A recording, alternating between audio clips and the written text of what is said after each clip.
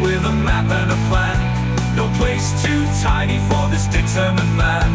Crossing the counties one by one, he'll see in every English corner a bit of history.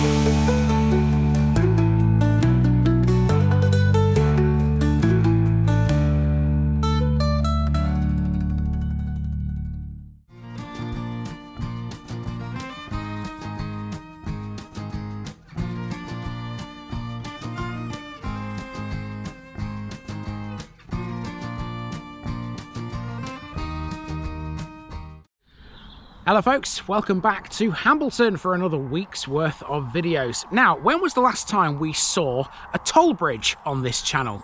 Well, the last one I can think of is the Humber Bridge. There may have been another one in between then and now, but never mind, there's one behind me right here. Now this one crosses the River Ure and it joins Hambleton to Harrogate. We've been very close to this before, but now today we need to actually cross this bridge so that we can get to today's village. This is Aldwark.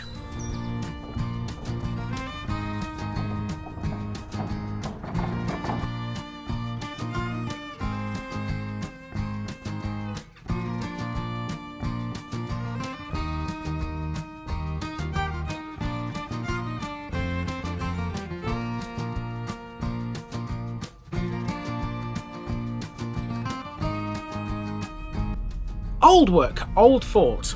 This week on TVI we're back in Hambleton for 5 more. This will be an interesting little batch actually, because there's quite a few features in these places we don't see a lot of. One of the most notable is in Aldwark. The name Aldwark is a peculiar one. It comes from the Old Saxon words old, which means old, and weok, which means fort. The name likely refers to a Roman fort that once guarded a ferry crossing here on the route to York. That ferry would have crossed the River Ure. Early settlers here chose the site for such a crossing because Aldwark had an ideal spot. The early village formed around the ferry point and the trackways that connected it to York and other settlements to the north. Aldwark became therefore an important point for those moving goods, either along the river or on the roads. Lead, minerals and farm produce travelled downstream on the river, whilst coal and lime moved upstream. There was even a rudimentary warehouse at Aldwark, but that's now gone. Aldwark appears in the Domesday Book under the name Adawera. At that time it belonged to a man named Lygolf and lay within the Bulford Hundred. In the centuries after the survey it continued to develop as a rural manor, which passed through several families.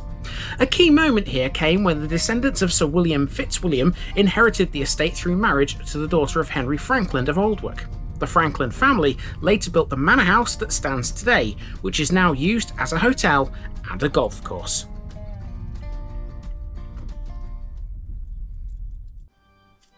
In the mid-19th century, Lady Frankland Russell commissioned the present church of St Stephen, and that's just one of the landmarks that Aldwark is known for. Perhaps the best known one though is on the river, and that would be Aldwark Toll Bridge. It links the village to Great Ousebourne via the Ure, and is one of the few toll bridges that are still left in this country. It's the only one of its type left in Yorkshire. Although said to have been damaged by an iceberg in the 19th century, the bridge is still operational and saves a long detour if you use it. A river monitoring station site sits near the bridge, and that records water levels that can vary greatly during floods.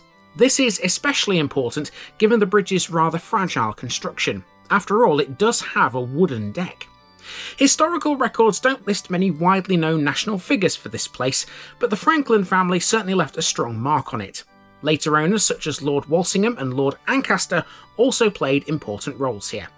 Let's learn about them all, shall we? There can be no better place to begin a video of Aldwark than at the toll bridge at its southern end.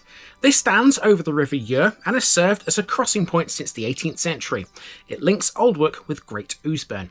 It's one of the very few privately owned toll bridges in England and the only one of its type left in Yorkshire. Before the bridge existed, people crossed the river by ferry.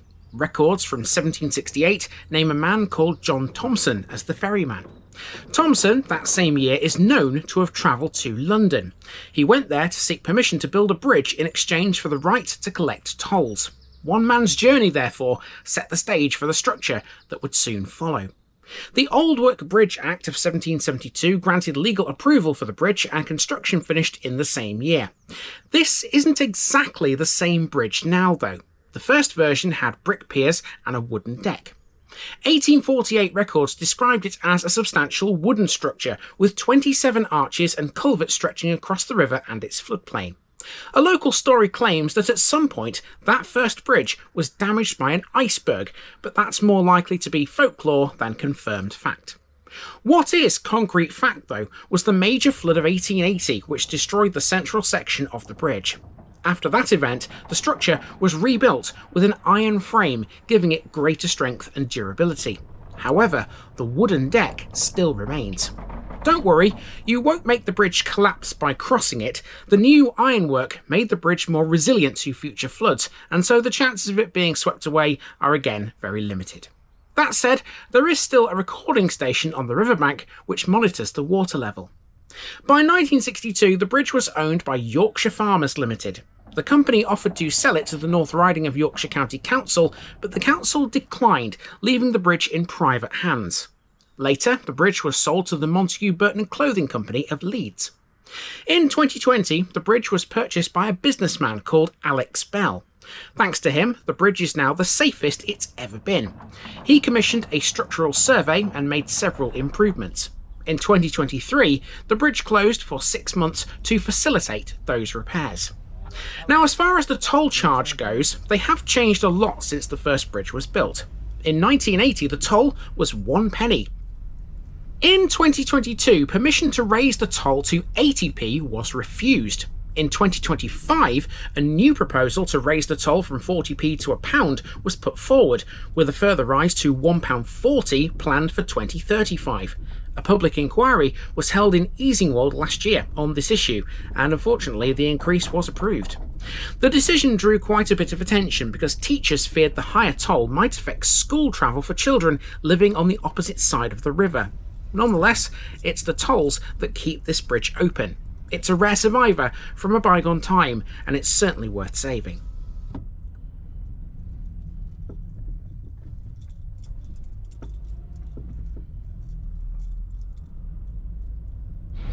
Okay, so after crossing the bridge, I've driven all the way through Aldwark village and I've found myself here at this little playground. Now this will actually be our finishing point on the walk, because now I'm going to take myself back towards the bridge, but not quite to it, because I'm heading for the Aldwark Manor Estate, which is a big, massive, huge house on the right hand side, just after the bridge once you've turned left. Let's go and check that out.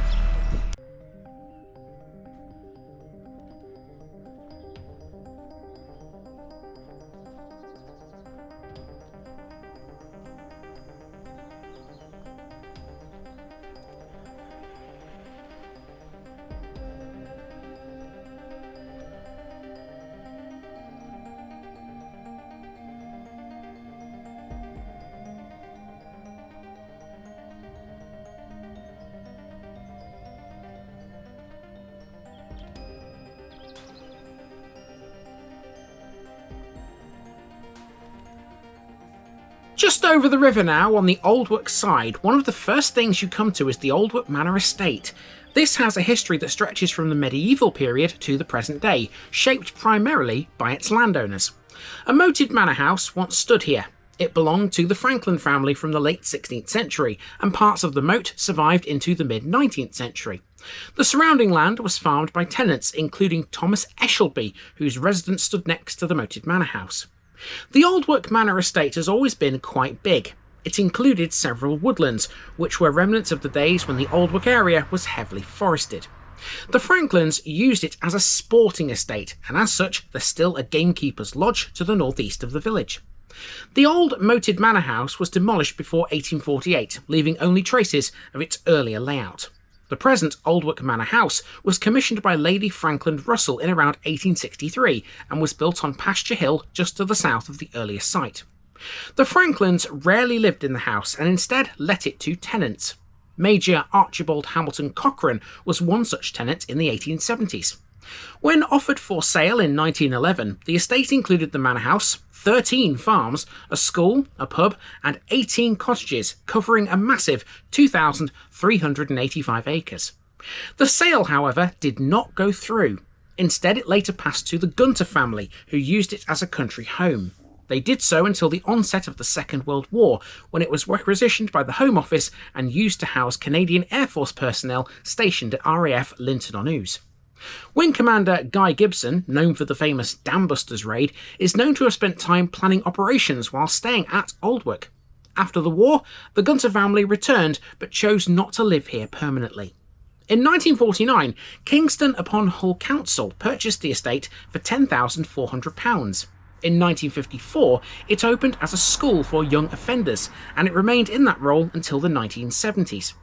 Come 1978, a group of businessmen bought the manor and the 37 acres of land it still retained. They planted dozens of tree species, modernised the main house, and converted the grounds into a golf course. In 2002, the hotel chain Marston acquired the property and carried out further improvements.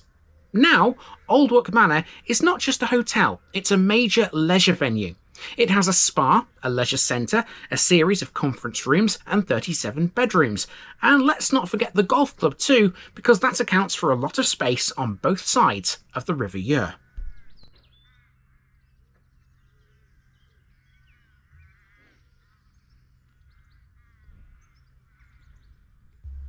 So here we are at Aldwark Manor Golf Club, which sits within land that was once the parkland of Aldwark Manor.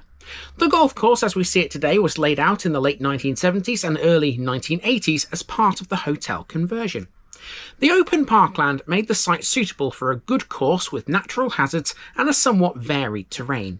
Over time, the course was expanded and refined, eventually becoming an 18-hole par 70 layout measuring 5,922 yards. It occupies 185 acres of countryside today. Some of that 185 acres is on the western bank of the Ure. The two sides are linked by a footbridge, which, by the way, you don't need to pay a toll to use, unlike the one we saw at the start. The course's riverside setting certainly gives it a very distinctive character. The course also includes a putting green, buggy hire and several dining options such as Bunkers Bar, Squadron Bar and Elements Restaurant. The club is very active socially too, as it hosts charity events, corporate golf days and tailored golf packages.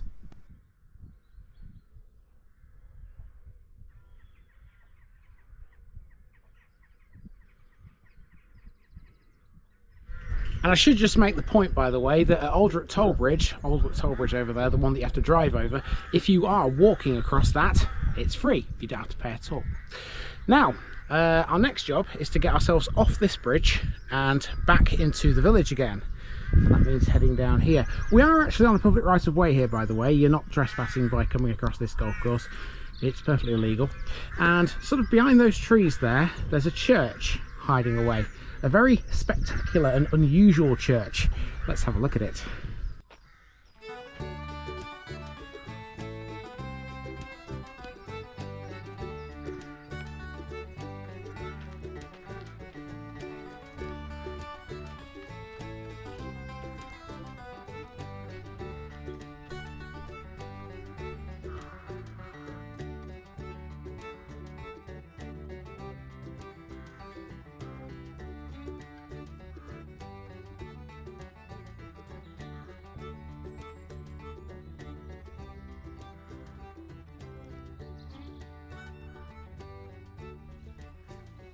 Aldwark Manor isn't the only thing in the village tied to the Franklin family. St Stephen's Church on the main street is one of the most distinctive Victorian churches in the region. Its history is closely tied to the Aldwark estate and the work of the architect Edward Buckton Lamb. Lady Franklin Russell, perhaps the best known member of the long-established Franklin family, funded its construction. Her aim was to provide a church to serve the village and the surrounding estate. The project began in 1846 and construction continued until 1853. The date 1853 appears carved into the stonework of the tower, marking the completion of the building. The choice of its architect was significant. Edward Buckton Lamb was a designer known for his unconventional style. Lamb was active during the Gothic Revival period, but often departed from standard forms. That's partly why St Stephen's Church is built from alternating courses of red brick laid in a herringbone pattern and light coloured cobbles. Sandstone dressings frame the windows, doors and corners. The roof is tiled with fish scale tiles arranged diagonally to create a diamond pattern. The combination of brick, cobbles and patterned roofing is unusual for a parish church of Lamb's period. The interior design shows Lamb's interest in structural expression. Inside, the church contains 4 stone crossing piers which support an elaborate wooden roof based on a king post structure. The nave roof includes tie beams and arched braces resting on stone corbels. St Stephen's Church attracted attention from architectural writers. John Betjeman, in his Collins Guide to English Parish Churches, noted that Lamb had been described as a rogue architect, but praised the building's unusual plan and the effective composition of the tower and the spire. The west window is a 3-light design in the perpendicular style. In 1885, it received stained glass by Charles Eamer Kemp, adding a bit of artistic value to the building. The window today is one of its most important interior features. The church has remained largely unchanged since the 19th century. The exterior retains its original brickwork, its cobbles and its patterned roof.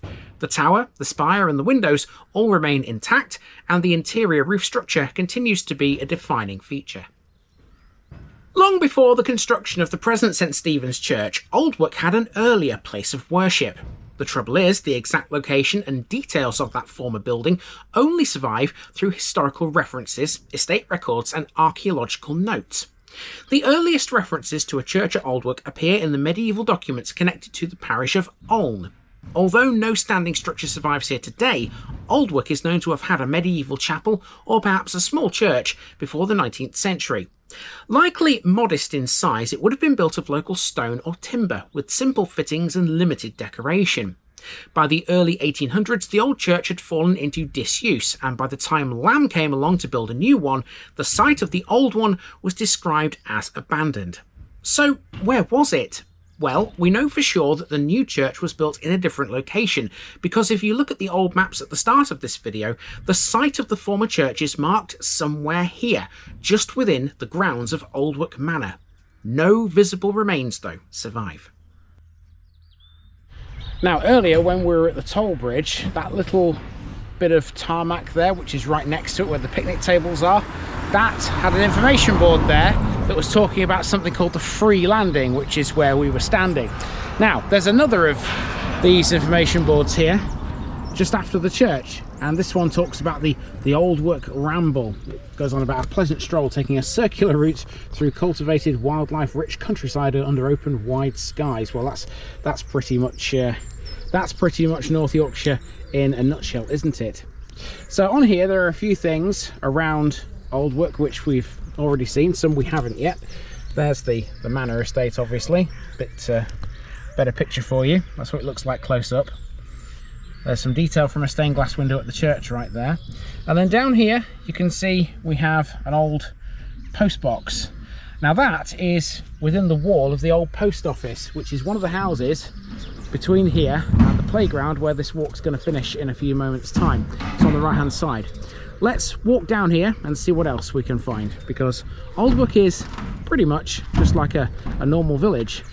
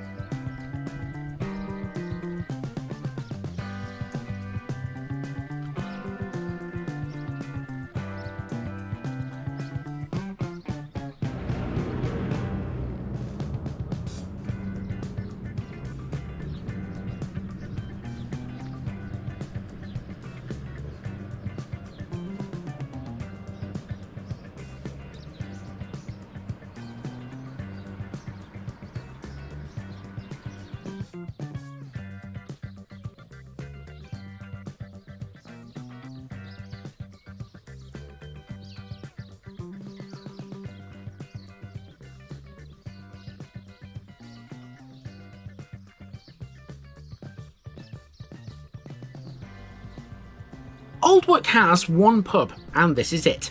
Now known as the Aldwark Arms, it has a long recorded history under its earlier name, the Bay Horse. It was another one of the key buildings listed when the Aldwark estate was offered for sale in 1911. This building is far older than that. The earliest known references to the Bay Horse come from the pub and trade directories, the furthest back being 1818. In that year, the pub was recorded with John Burnet as its landlord. A newspaper report from the Yorkshire Gazette in 1846 recorded that John Pilmore was the keeper of the Bay Horse at that point. The report describes it as a beer house rather than a fully licensed inn. That's why Pilmore was refused a spirit licence, according to the report. Detailed mid-20th century records for the Bay Horse at Aldwark are limited, but the pub continued to operate after the sale of the estate. It eventually adopted the modern name Aldwark Arms, though the exact date of its renaming is not known.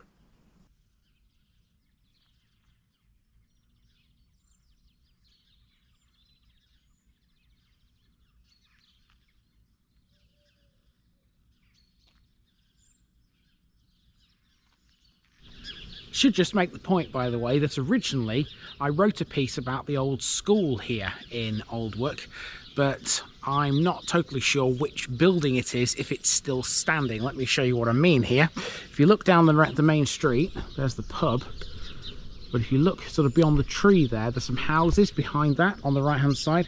Now, the old school was there somewhere, but I don't know if it's still standing. And if it is, I don't know which building it is, so I opted to cut that bit out. But there was definitely an old school there at one time. Now, we're standing, of course, in the play area, which we saw at the beginning of this walk. There we go. This is what it looks like in all its glory. Now, Aldwark does continue beyond this play area for a little way. You can see there's some houses in this kind of direction. We're going to drive out that way now and finish this off with a fishery.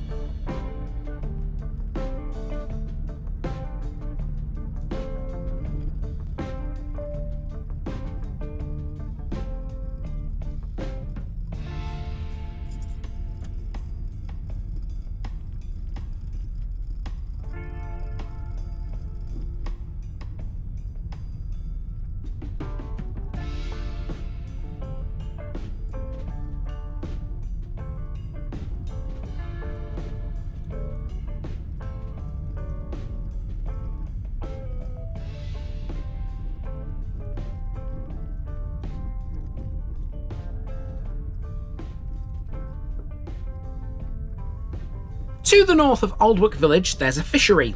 Rising Sun Fisheries is a modern coarse fishing site, which has developed its own place in the area's recent history through stocking programmes and various angling events.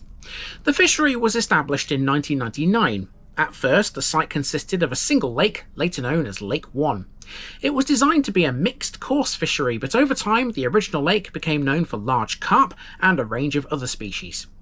During its early years, the owners focused on building a strong stock of carp and silverfish. The lake soon gained a reputation for producing carp of notable size, attracting anglers from across Yorkshire. In 2006, 2 additional lakes, Lake 2 and Lake 3, were added. They were designed as match and pleasure lakes, offering more pegs and a wider range of fishing styles.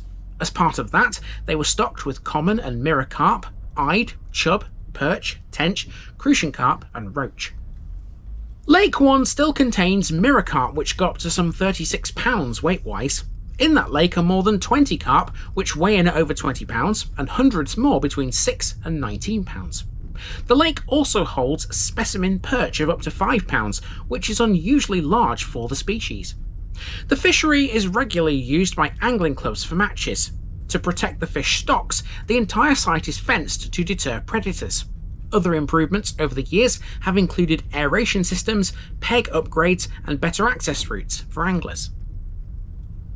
So that is Aldwark, everybody, a place which wouldn't be here had it not been for the River Ure. Its story begins with an early settlement where a ferry crossing operated for centuries, later inspiring the construction of Aldwark Toll Bridge. Lady Franklin Russell commissioned the new Aldwark Manor, and the estate passed through several owners before being used by the Canadian Air Force and as a school for young offenders in 1954. Now a hotel and an 18-hole course, Aldwark is much less about estate life and more about leisure, and I suppose even rising sun fisheries has to be included in that. Aldwark's long development from a river crossing into a place shaped by modern leisure today is well documented. And it's lovely too.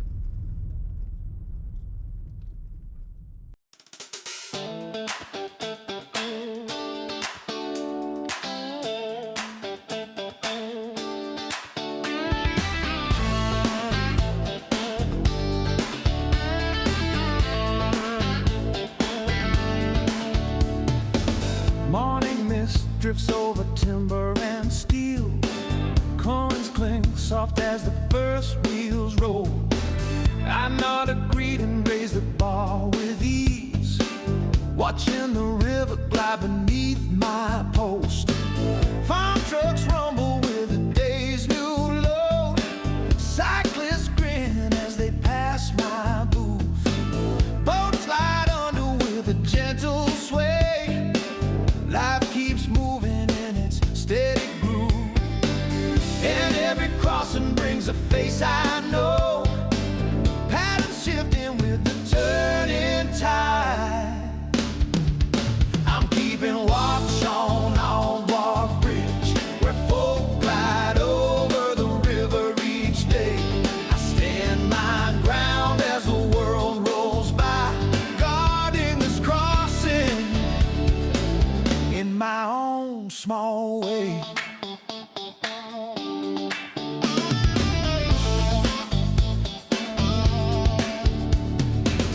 Evening light paints gold across the planks. Engines hum low as the workday ends. Locals chat while they queue a while, sharing small moments with an old-time friend. Wind curls gently round the wooden frame. Rain taps rhythms on the booth roof tin. I take each coin with a nod and smile, feeling the pulse of the village within. And every crossing brings a face I know. Pattern shifting with the turning tide. I'm keeping watch on Aldwark-Bridge, where folk glide over the river each day. I stand my ground as the world rolls by, guarding this crossing in my own small way. Some pass fast, some linger for a chat, but all leave traces in the flow of time.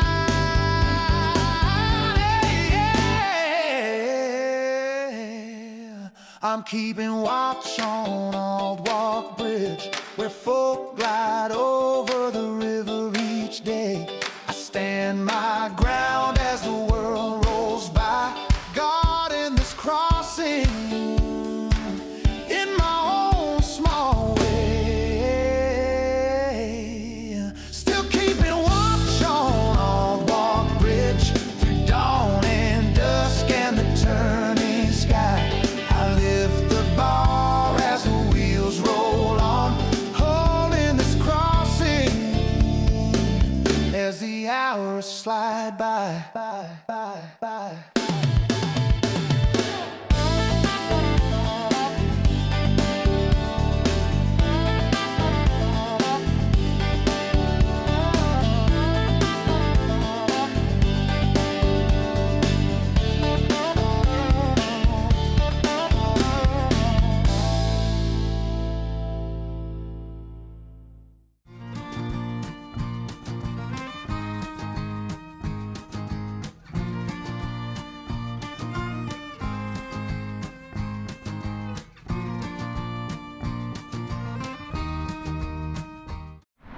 Welcome back to Hambleton again, folks, and today I've got a really small village for you, one that we should be through quite quickly.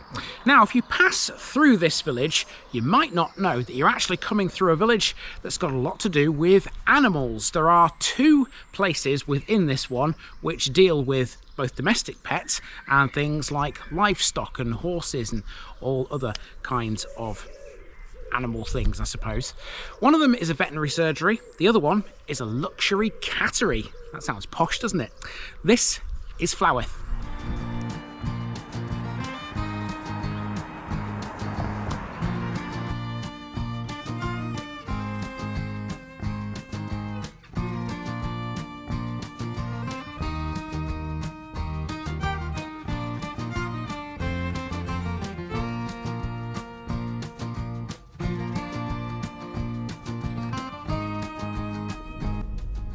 Flawith, Ford of the Female Troll. Alright then folks, today in Hambleton it's time to put another of those really small villages on the map, and this is one of the smallest Hambleton has. This is Flawith, which has a very interesting name, so much so nobody can really agree on what it means. One suggestion links it to the Old Norse words flagth and vath, and together they mean Ford of the Female Troll or Witch. That's what I've gone with because I thought it sounded pretty cool. I do love a bit of mystical imagery after all. Another theory connects it to another Old Norse word, flatha, which is far less romantic. That means flat meadow, a description which would certainly fit with the surrounding area. A third option is the Old English fleth, meaning water lily. All of these explanations point to a place defined either by its terrain or by a feature of local folklore. The earliest known form of the name appears as Flathwaith in around 1190. Whatever you want to believe, you can't deny Flawith is very much linked to farming. It likely formed as a small farming settlement during the early medieval period. Its position near some fertile fields and several water sources would have supported the cultivation of the land. By the 12th century, the settlement was established enough to appear in written records. However, it skipped the Domesday Book because at that time it was included within the larger estate of Olne, which was held by the crown after the Norman conquest. The absence of a separate entry suggests Flawith was too small to list. Well, what's it like now then? Well, today Flawith occupies a single road which is dead straight as it passes through the bulk of the village. It doesn't contain any major nationally known landmarks, there isn't even a church here. Instead, it's all housing, surrounded by fields, hedgerows and woodlands. Its small size and agricultural character means it rarely attracted any famous people. Instead, this has been the residence of many local farmers, farm labourers and small landowners throughout its time. Aside from houses though, Flawith did have two pubs at one point. Both of those have now disappeared, and now the village has something of an animal theme instead. There are two businesses in the village which deal with domestic pets. One is a cattery, the other is a veterinary surgery. Both places are well known, far beyond the reaches of the village. We'll put both on the map here, investigating what they do and why they've become so widely famous. Aside from them though, Flawith isn't known for much more, but let's see what else we can discover. To begin proceedings, we're going to walk from one end of the village to the other. This won't take us long. Flawith lies on one single road that's pretty much bang straight. We can attribute that to the presence of the very good agricultural land all around it. You see, Flawith lies within the Vale of York, which is an area that's been shaped by farming since early times. Generally, it's very flat, and so the use of it for growing crops and grazing livestock goes back centuries. The idea of this flat ground is even suggested to be the derivation of the village's name. The Old Norse word flatha means flat meadow, and that's probably the best idea as to where Flawith comes from. I still prefer Ford of the Female Troll or Witch though. In the medieval period, Flawith developed as a small farming settlement linked to Aln. It lay within the old wapentake of Bulmer, which organised taxation and local administration. By the 12th century, the area was settled enough to appear in written records, but before that, it was too small. Through the medieval and early modern periods, Flawith remained tied to Aln. Land ownership passed through several families, as was common in rural Yorkshire. It never got fantastically massive. Mid-19th century records reckon it had a population of 71. Even today, its population is tiny. Usually it's counted with Aldwark for stats and admin purposes. Its simple layout of houses and farms along this one straight lane is typical of such a rural North Yorkshire hamlet. Residents here live something of a modest but peaceful life, generally speaking. At the southern end of the village is the Hambleton Hills Luxury Cattery, located at Fox Farm. The cattery was established in the 2010s as a purpose-built site designed to offer high-quality boarding for cats.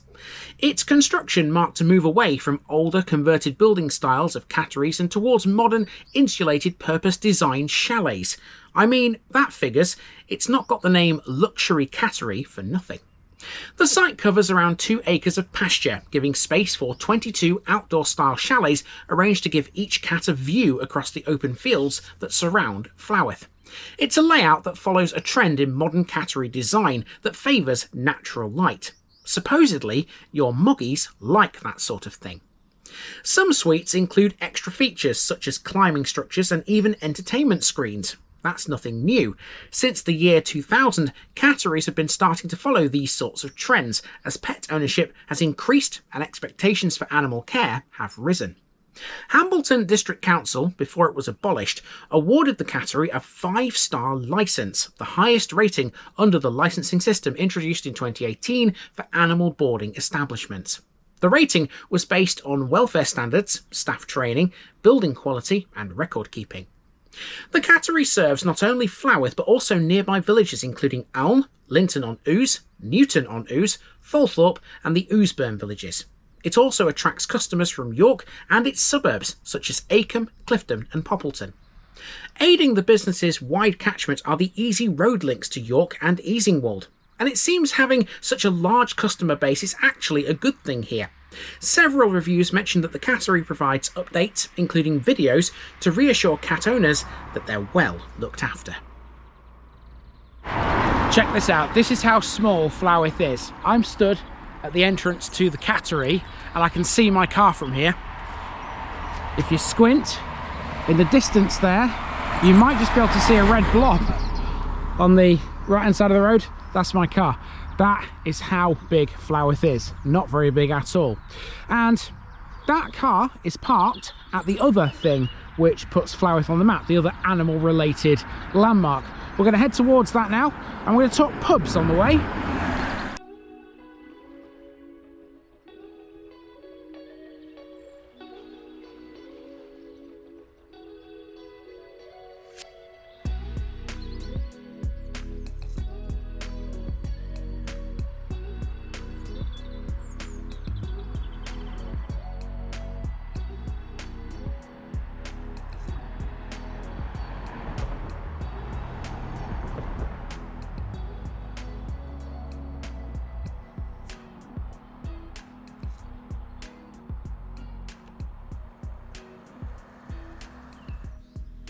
Whilst the cattery might be modern, Flawith still has a much older and more traditional theme to it, if you know where to look.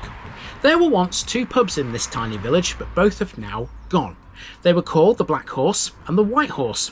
Both were located on Main Street and they were almost next door to each other. Although sort of out of the way, the fact that there were 2 pubs here once tells us this was a suitable place for small inns.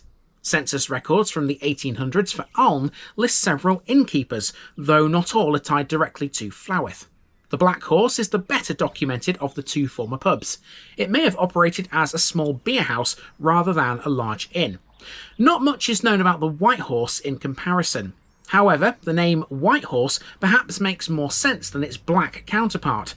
After all, we're not far away from the famous Kilburn White Horse here, which was carved into a nearby hillside in 1857. So you can't get a pint here anymore, but you can help your pets get better. In addition to the cattery, Flawith has another animal-themed landmark, which we need to put on the map. This is Galtrus Veterinary Surgery. It's an independent practice based in a property called Applegarth. It was founded by Malcolm and Joyce Whitehead, both experienced veterinary surgeons. Their aim was to create a mixed practice serving both small animals and horses. Over time, the surgery expanded its facilities and staff and became one of the most established veterinary centres in the Easingwold area. The surgery's location at Flawith is not an accident either. After all, the main street has supported livestock movement for centuries. As any livestock farmer will tell you, access to veterinary services is essential in areas through which their herds move. By the early 21st century, this practice had developed into a well-equipped centre offering services that modern farmers need. Galtres can offer radiography, ultrasonography, endoscopy, gastroscopy, dentistry, surgery, inpatient stabling, equine vettings and mobile nurse clinics. The practice also runs equine zone visits, allowing its vets to cover the large rural area around it all efficiently. It's not all about livestock here. This can also deal with your domestic pets' needs too. Dogs, cats, birds, exotic species and small mammals are all cared for at Galtres. The practice employs 14 staff, including 7 vets, and that makes it one of the larger independent practices in the district. So even though you can pass through Flawith in under a minute, even at a gentle speed, our visit to it today has highlighted a few key things. Although it has very few residents and several farms, its importance to animals is paramount.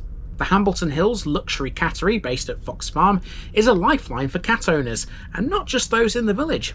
York, Easingwold and surrounding villages all rely on it. Meanwhile, Galtres Veterinary Surgery employs a sizable team for such a rural practice. Together, the two show how Flawith has moved away from being just another farming settlement with 2 pubs into a much more modern village known for specialist animal care and livestock services. It's places like Flawith that keep Britain's animals going.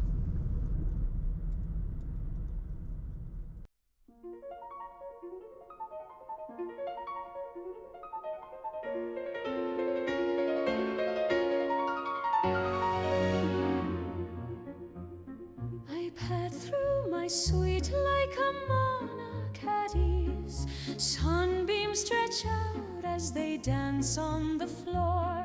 Fields roll beyond where the windows all gleam, and I settle right in this place I adore. Flawith, my kingdom, soft as a dream, warm little palace where I reign supreme. Every bowl filled, every cushion divine. Flawith, sweet Flawith, this paradise is mine. Humans pass by with a smile in their stride, bringing fine meals with a gentle routine. Birdsong drifts over the rooftops each day, while I lounge like a star in a 5 feline scene. Flawith, my kingdom, soft as a dream, warm little palace where I reign supreme. Every bowl filled, every cushion divine. Flawith, sweet Flawith, this paradise is mine. Night settles slowly, the sky turning gold. I curl in my nook where the blankets enfold. Peace in each moment, calm in the air, living my best life with elegant flair. Flawith, my kingdom, soft as a dream, warm little palace where I reign supreme.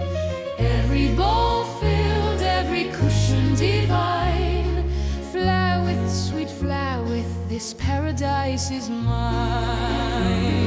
Flawith, forever I purr as I stay, wrapped in the comfort of each perfect day.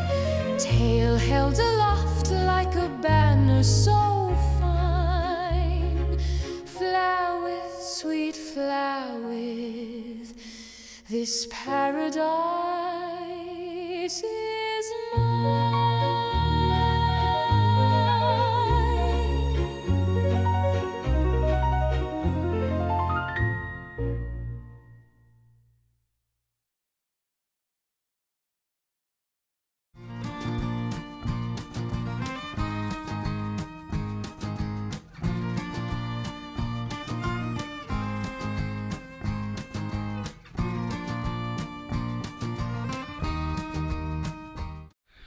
Hello folks, welcome back to Hambleton once again. Now behind me there you can see a household waste recycling centre. That's a very unusual thing to see in this part of the world because we're in the middle of nowhere. We're basically surrounded by countryside everywhere up here in North Yorkshire. So seeing one of these things is not something you'd expect. But there is a reason why that one exists in this place, and we're going to find out what it is today. This is Tholthorpe.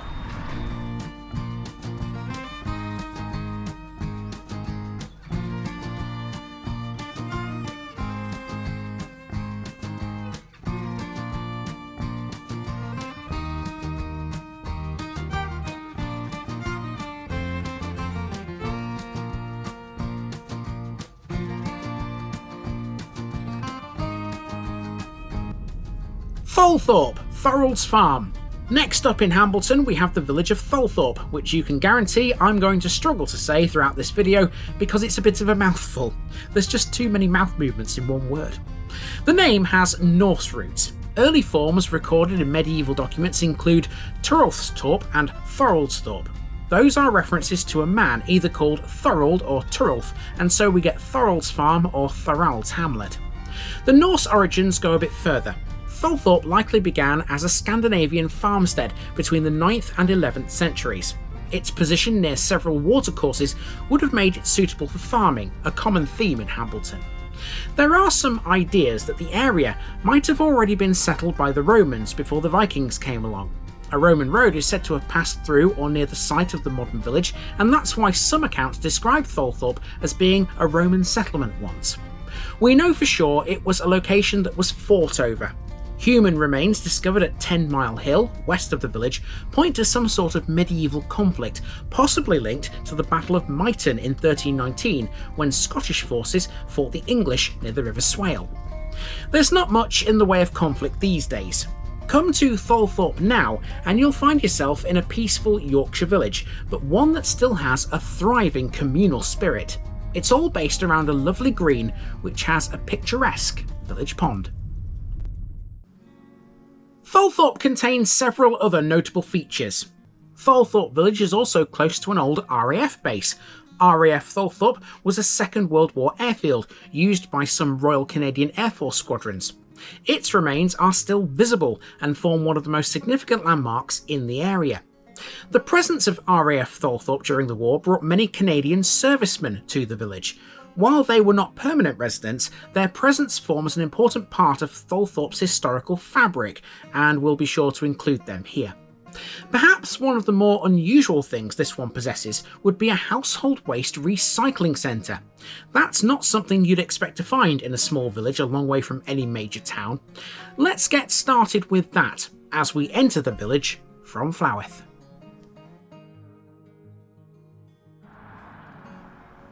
This household waste recycling centre stands on Flawith Lane and forms part of North Yorkshire Council's network of waste sites.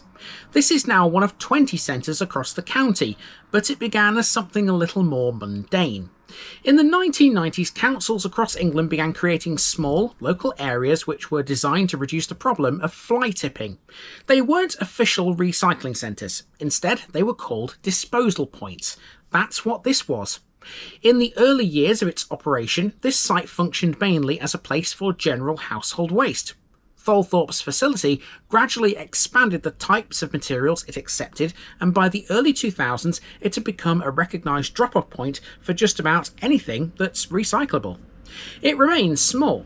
Looking at this from the road, you'd maybe not even recognise it as a tip if it weren't for the signs. Opening hours have also evolved. Earlier versions of the site operated on shorter schedules, but today it opens daily, except on Wednesdays and on major holidays. Since becoming a recycling site, this has also become part of the Yorganics composting scheme, which began as a joint project between North Yorkshire and West Yorkshire councils. What's that all about, you ask? Well, I'll tell you. In broad terms, garden waste is collected across the region and it's turned into peat-free compost that meets national standards. This centre then sells that compost in bags. Today, it's just one reason why Tholthorpe is an important part of North Yorkshire's waste system. Okay, so we've made the short trip now into Tholthorpe village, and this is quite a picturesque little place. And in the centre of it, you've got this amazing little pond, and it looks really still this morning. Looks absolutely fabulous. We'll talk a bit about this pond and the green in due course, but our first job in the village is to go beyond this big weeping willow tree here to see the village hall.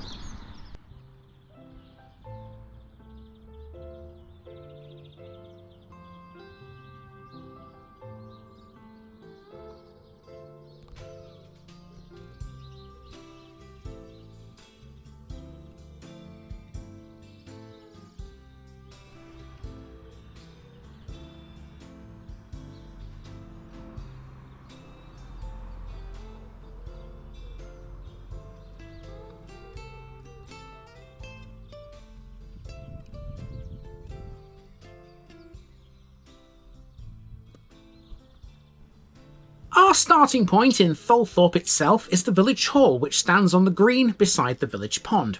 The earliest detailed modern record of this hall comes from its registration with the Charity Commission in 1995, when it was formally listed as Tholthorpe Village Hall. Before that, this was the village school, but very little is known about it. As a communal building, though, it's used for educational, sporting and recreational purposes. That's according to its charity description anyway.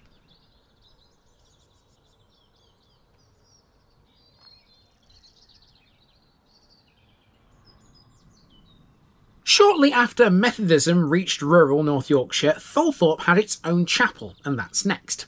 Tholthorpe Methodist Church began its life as a Wesleyan building in 1844. It was restored in 1894 and remained active into the 1970s. These days, Tholthorpe is part of the York Circuit, which is focused primarily on the chapel we covered in Helperby. As far as I can tell, services no longer take place here, but I'm not 100% on that, given the evidence at hand.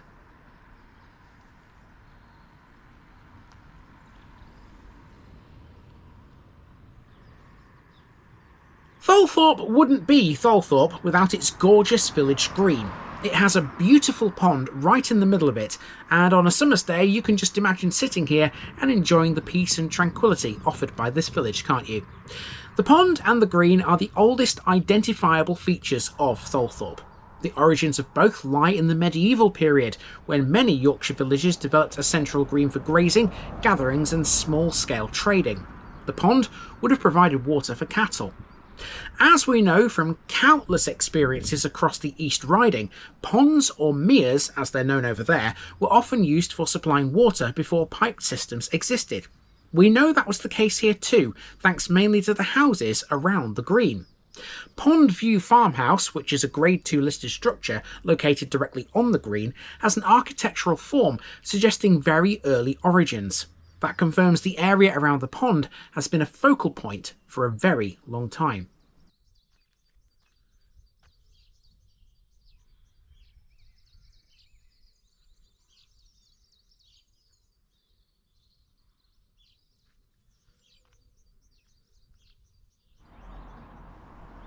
The green is an ideal place for a memorial, and as such, here we have one of those.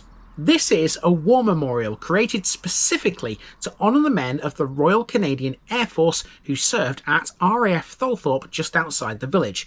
More on that in a little while. The memorial was installed in 1986, and fittingly it's made of Canadian granite.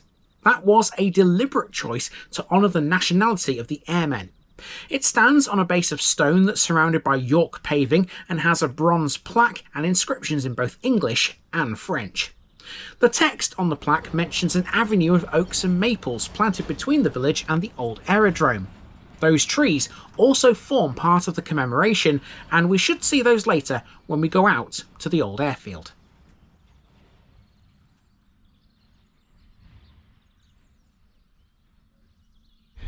Check this out. Now, as we know, greens like this need to be maintained to a very high standard to keep them looking nice. And normally, the council or parish council or whatever would have a lawnmower or something to cut the grass regularly.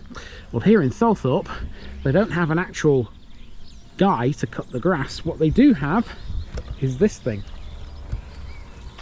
Look at this. Isn't it amazing?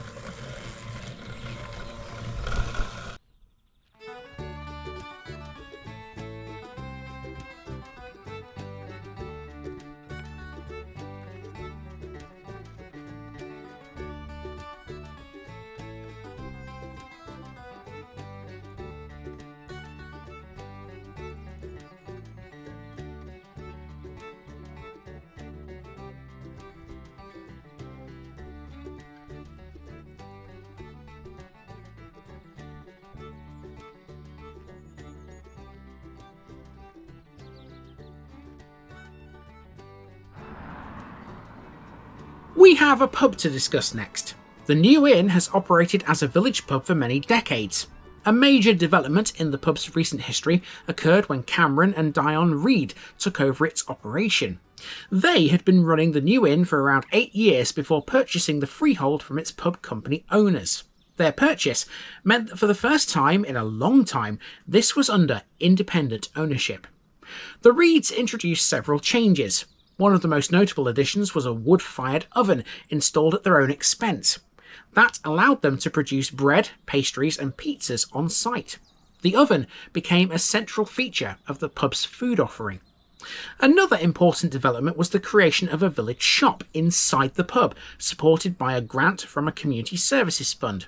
The shop opened in 2016 and provided essentials such as bread, pastries, preserves and basic groceries. The New Inn also expanded its takeaway services at the same time. Alongside its existing fish and chip takeaway, the pub introduced a pizza takeaway service, which according to the pub's website is still available from Wednesday to Sunday every week. On Back Lane we have a scout hut. This is used by the 1st Kyle Valley Scouts, who form a small but relevant part nonetheless in regional events organised by the Galtres district. That's the administrative area that covers several local scout groups north of York. Also on Back Lane we have T.S. Hartley & Sons, a long-established butchery business. It was formally incorporated as T.S. Hartley & Sons Limited in 1989, but the business itself is far older. According to independent trade histories, the Hartley family began butchery work here in 1904. Hartleys use traditional butchery methods. The business is known for preparing beef, pork, lamb and poultry, as well as producing sausages, burgers and cooked meat such as ham and bacon. The shop's reputation extends beyond Tholthorpe too. They've certainly built a strong local following over many years. Customer reviews on independent platforms consistently praise the quality of the meat and the knowledge of the staff here. Some, I found, even describe Hartley's as having the best meat in Yorkshire.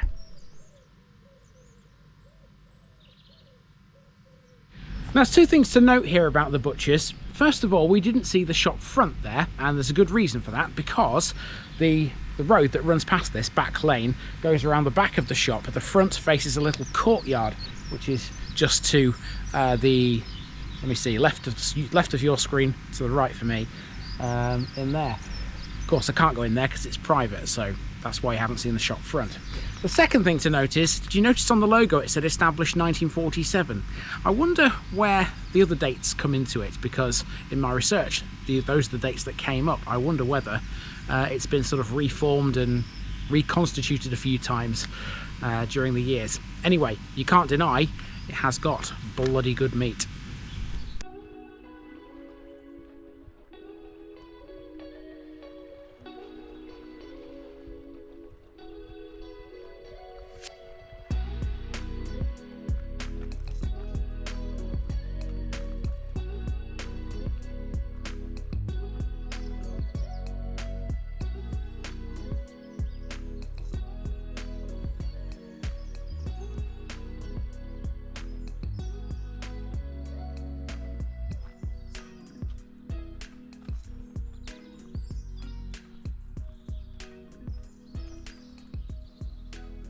At the northwestern end of the village there's a big house. According to old maps, this is the manor house, and amazingly it's not a listed building. In fact, the only listed building is one we already know, Pond View Farmhouse. Although the Domesday Book does not name a manor house directly here, we can make an educated guess that it was in this sort of area, maybe. The trouble is, the lack of any sort of record makes confirming such an idea difficult.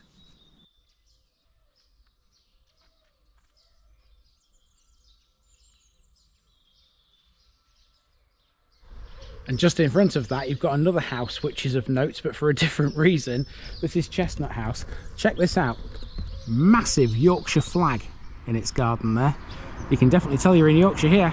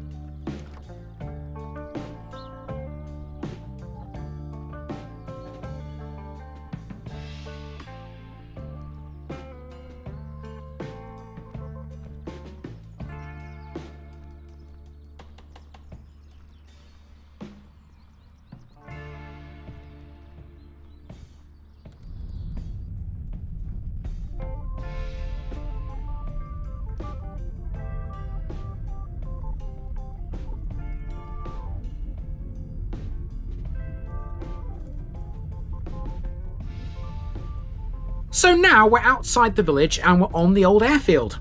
This is RAF Tholthorpe, a Second World War airfield which played an important role in the air war over Europe and became one of the key stations used by the Royal Canadian Air Force.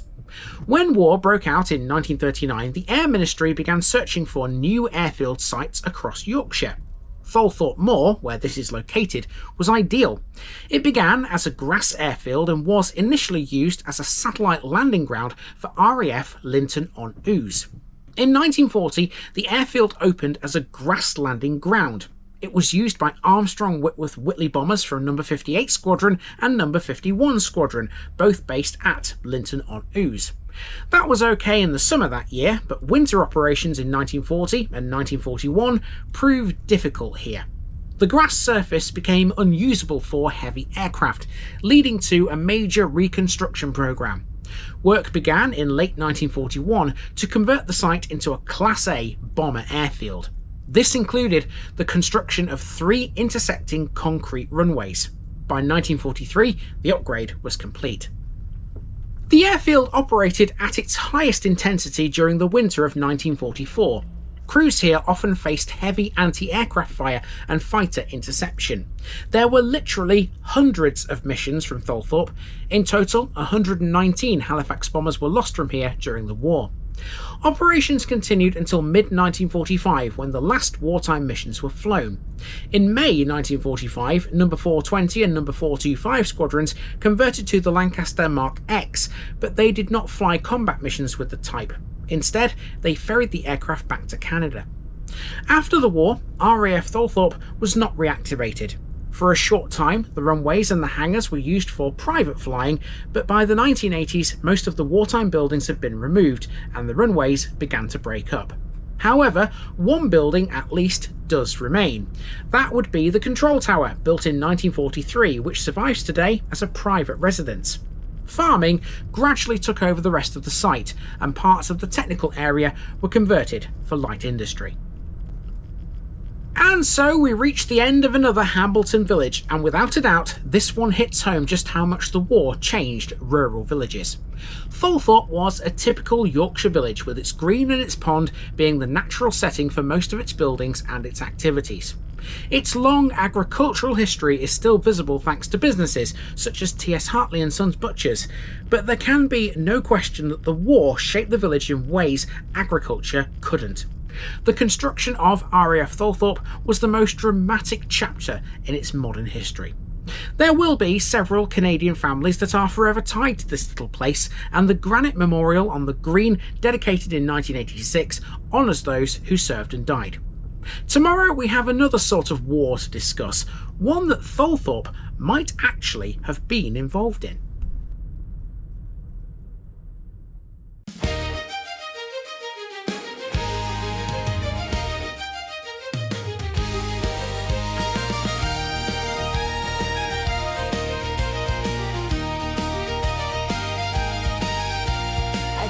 Across the water, found a Yorkshire place so still, where Thorold's old farm sits at beneath that northern chill.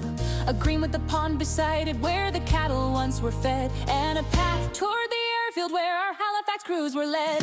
We trained through frost and darkness, we learned what courage meant. Thorpe, you held us steady while the winter skies turned black. Thorpe, your oaks and maples marked the way we'd fly and track. Though the missions cost us dearly, your kindness pulled us back. I'd pass the old chapel doorway and the hall beside the green, hear chatter at the new and smell the wood-fired oven steam. Hartley shop on back road where the butchers work with pride, and the scouts in their small hut learning how the world is wide. We trained through frost and darkness, we learned what courage meant. Thorpe, you held us steady while the winter skies turned black. Thorpe, your oaks and maples marked the way we'd fly and track. Though the missions cost us dearly, your kindness pulled us back.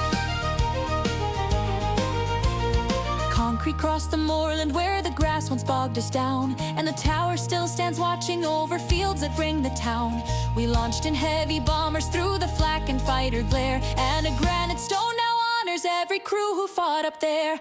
We trained through frost and darkness, we learned what courage meant. Thorpe, you held us steady while the winter skies turned black. Thorpe, your oaks and maples marked the way we'd fly and track. Though the missions cost us dearly, your kindness pulled us back.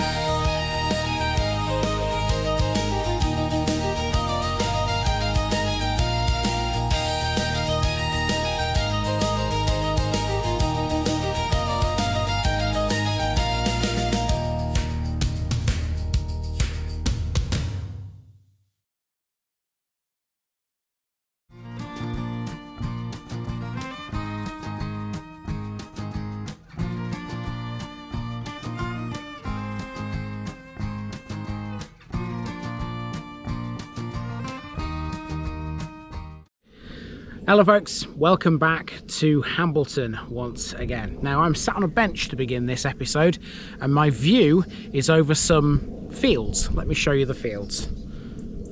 There we go, that's what I can see. There's a right of way that runs through said fields, but we don't need to go down there because this point here is good enough to tell you about what happened on these fields back in 1319, because that was the year that the White Battle took place. This board here tells you all about it. Red Blood, White Battle. Now the White Battle is sometimes also known as the Battle of Myton. This is Myton on Swale.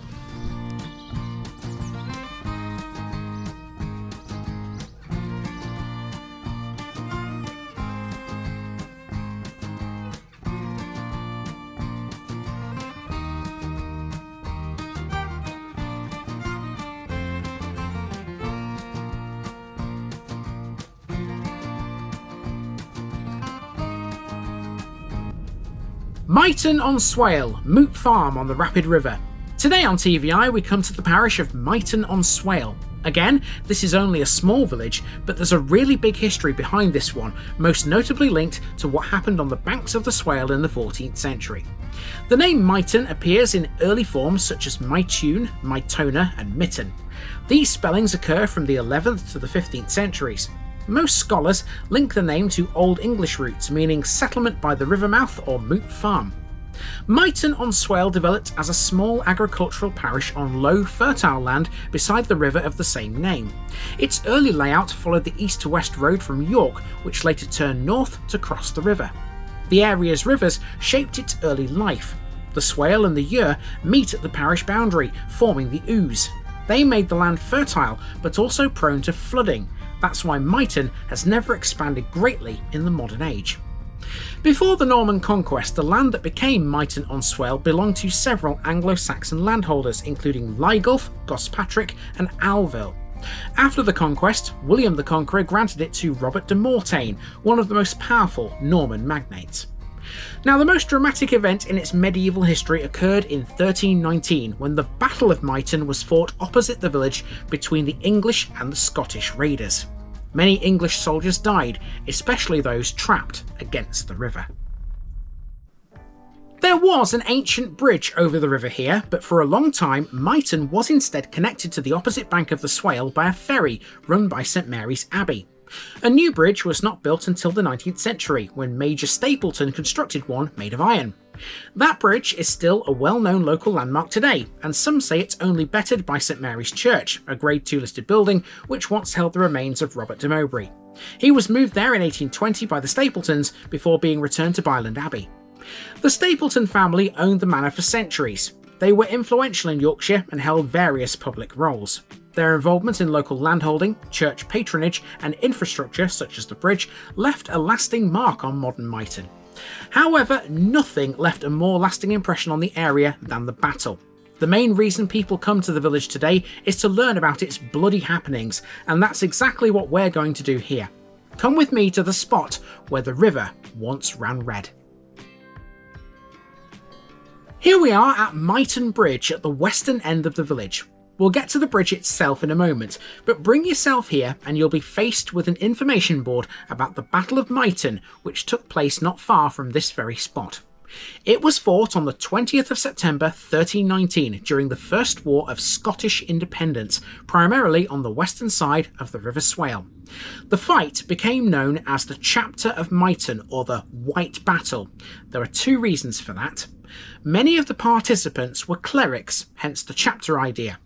A lot involved in the fighting also wore light-coloured religious clothing, and that's the white part of the idea. Regardless of what they were or what they were wearing, the fighting ended in a decisive Scottish victory. In April of 1318, the Scots captured Berwick-upon-Tweed, a major port that England had held since 1296. That loss alarmed King Edward II, who had been distracted by political disputes with his barons. The fall of Berwick forced him to gather an army and attempt to retake the town in 1319. He marched north with a large force and began a siege by land and sea. King Robert Bruce of Scotland knew that a direct attack on Edward's army would be risky. Instead, he ordered Sir James Douglas and Thomas Randolph, the Earl of Moray, to lead a large raiding force into Yorkshire.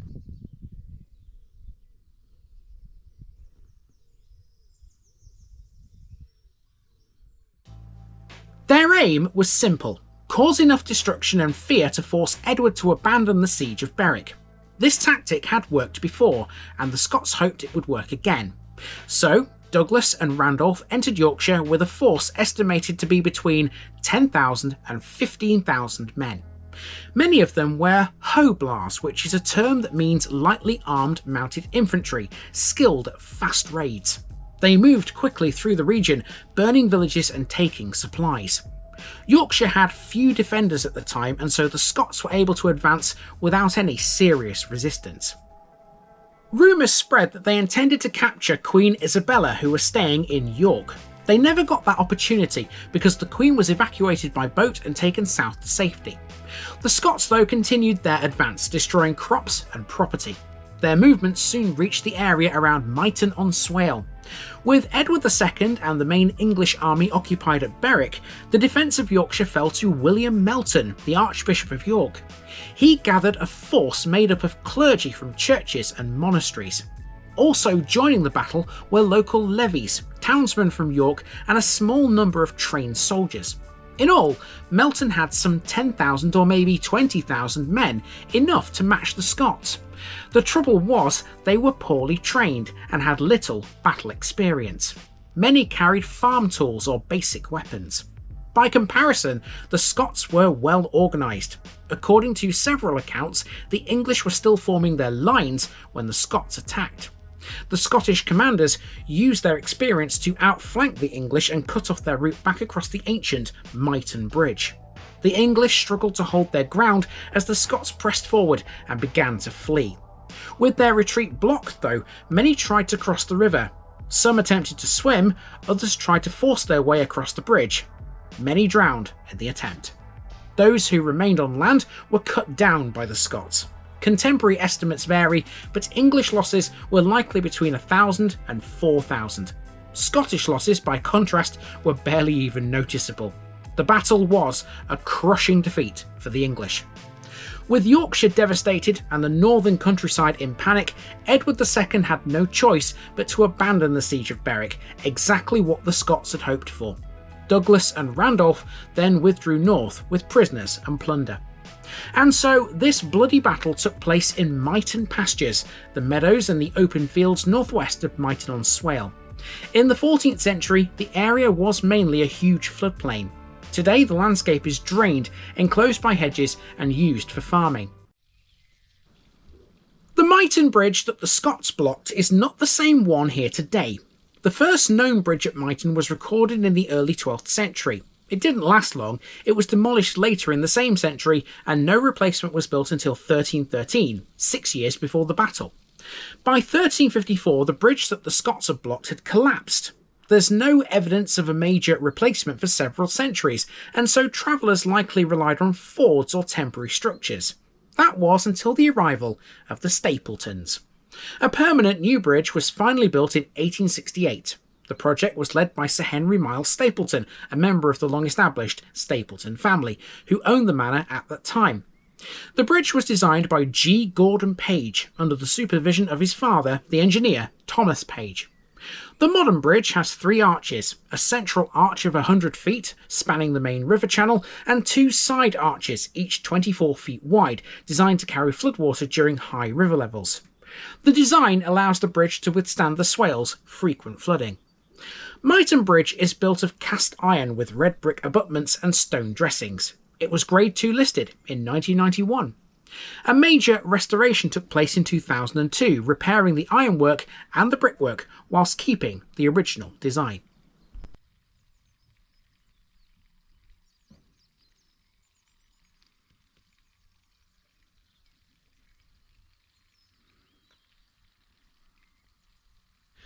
Okay, so having crossed Myton Bridge, we're now heading into the village itself. Now, Myton on Swale is not a very big village. It's basically just one road with a couple of little offshoots. And then at the end, there's like a fork in the road. If you go left, it takes you up towards Helperby. If you go right, it takes you towards Tholthorpe. And of course, we'll be turning left because we've been to Tholthorpe. We went to that yesterday.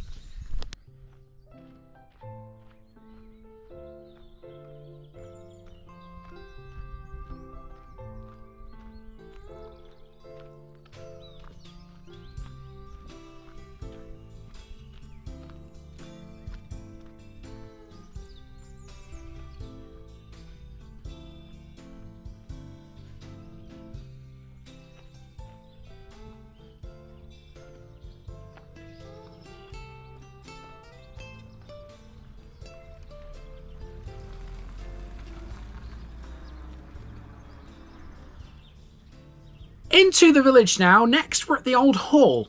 Now there are two halls in Myton, one old, the other new. To understand this building we first have to go back to just before the battle. In 1294 the Mowbrays granted the manor here to St Mary's Abbey in York. They held it for more than 2 centuries, managing the land for food production and income. They also ran a ferry across the Swale after the second Myton Bridge collapsed. During their ownership, a manor house served as their main residence here in Myton. That house was an earlier predecessor of this Old Hall.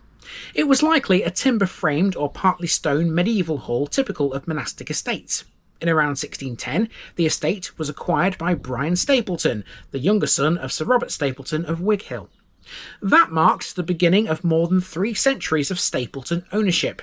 The family gradually reshaped the estate and built a new hall to replace this older one. The present Myton Hall was built in the 1680s or 1690s at the other end of the village. We'll see that later.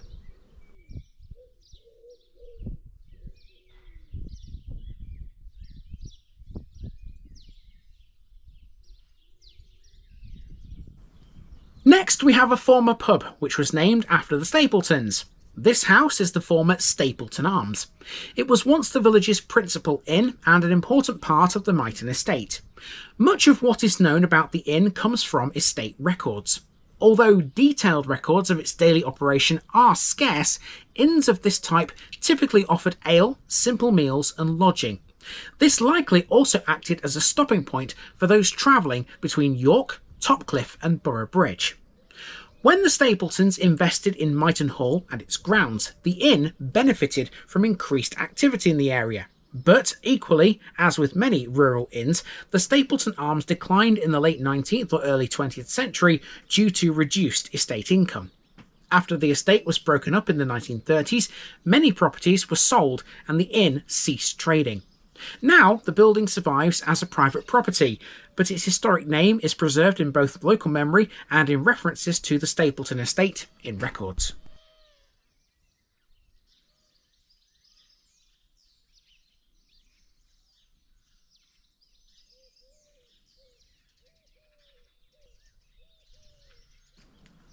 This next thing is a bit of a misnomer. When I saw this structure on the map before coming here, I was a little perplexed as to what exactly it is. Is it some sort of memorial? Maybe a wellhead? Well, as it turns out, it's both.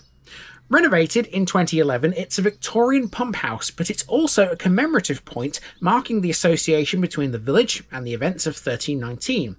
It might be a small feature within Myton-on-Swale, and it's not a listed structure, but it is a visual reminder of the battle. The battle isn't all it commemorates, though. Look closely and on the floor you'll see the letters HMS and the date 1870 on its trough. Now in this case, HMS does not refer to a Royal Navy ship. Instead, those are the initials of Sir Henry Miles Stapleton, the former Lord of the Manor. Now presumably the date 1870 is a reference to the modern Myton Bridge. Although it was built over the Swale in 1868, several records state it was completed in 1870. Whatever the case, this pump house remembers the man behind the bridge to this very day.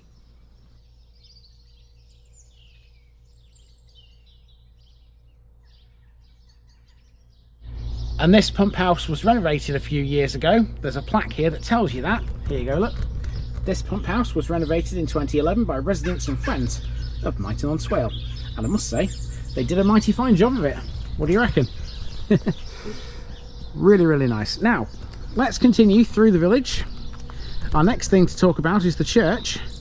In fact, no, it might be the school, actually. I think the school's first, on the right-hand side.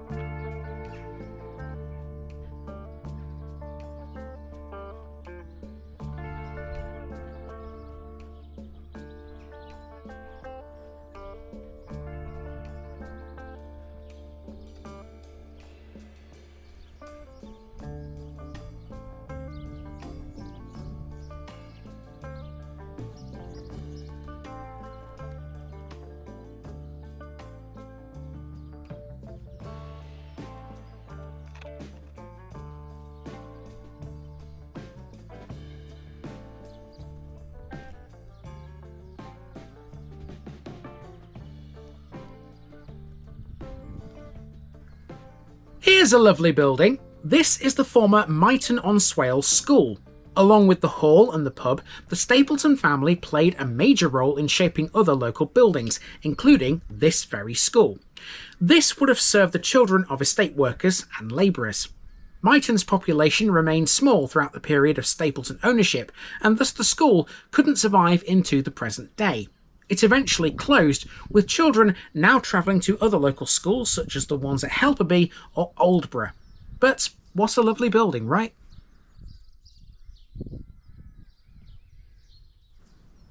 St Mary's Church has been at the centre of Myton for more than 700 years.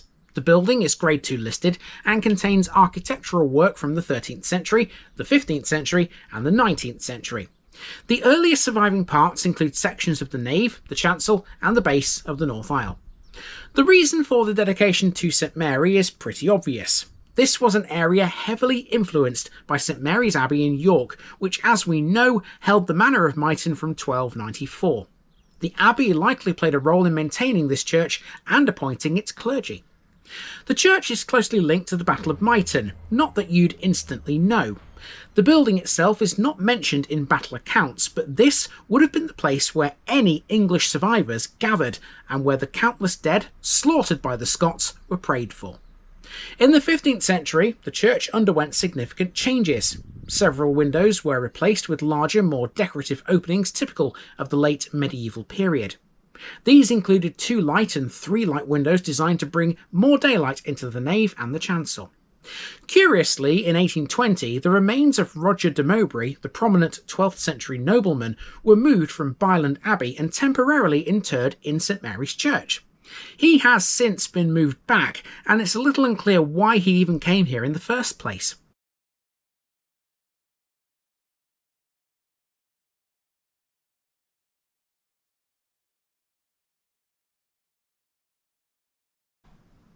"66 years later, a major restoration took place here, led by Hodgson Fowler. He added the west tower and the south porch, and he also replaced the roof. The tower he built in 3 stages, and he added a clock face and an embattled parapet.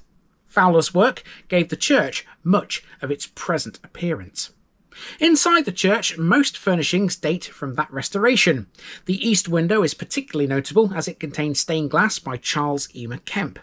The building continues to serve as a place of worship and stands as a record of more than 7 centuries of local history."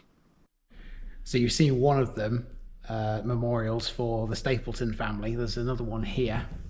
This one on the wall is Major Henry Miles Stapleton, late 2nd Dragoon Guards. Served in the Crimean War in 1855 and Indian Mutiny 1857-59. Eldest son of Stapleton Esquire, born 8th of July 1831 and died 25th of March 1896. Of course, Henry Miles Stapleton is the guy who was also remembered on the memorial outside of the pump house, the HMS, that's what it stands for. Now, there's one thing here in Myton-on-Swale that we haven't yet seen, and it is, to be fair, probably the most important building this village has got, and that would be, of course, Myton Hall. Now, to get to that, we need to come out of the church and basically just follow the road until it forks left and right. If you take the fork towards Helperby, you can't miss Myton Hall. It sure is big enough.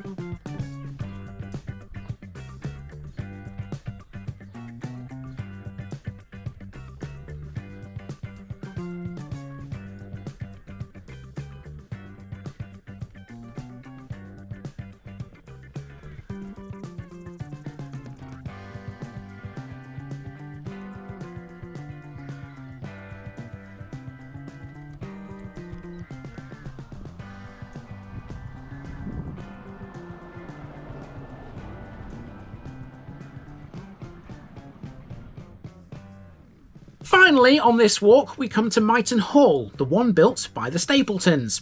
The present building dates mainly from the late 17th century. A more accurate date isn't known, but generally historians accept this was built in either the 1680s or the 1690s. There is a date stone reading 1693 on one of its walls, but that was reset during later alterations. Architecture experts believe the house was designed by John Etty. He was a York-based architect active in the late 17th century. Materials-wise, it's built of stuccoed brick with stone coins and a hipped slate roof. Its 7-bay symmetrical facade is typical of late 17th century country houses. The central doorway is framed by fluted pilasters, an architrave and a curved pediment bearing the Stapleton coat of arms. Inside, the house preserves much of its panelled entrance, an earlier staircase, a Palladian-style saloon with surviving plasterwork, and a dining room with a 17th century ceiling.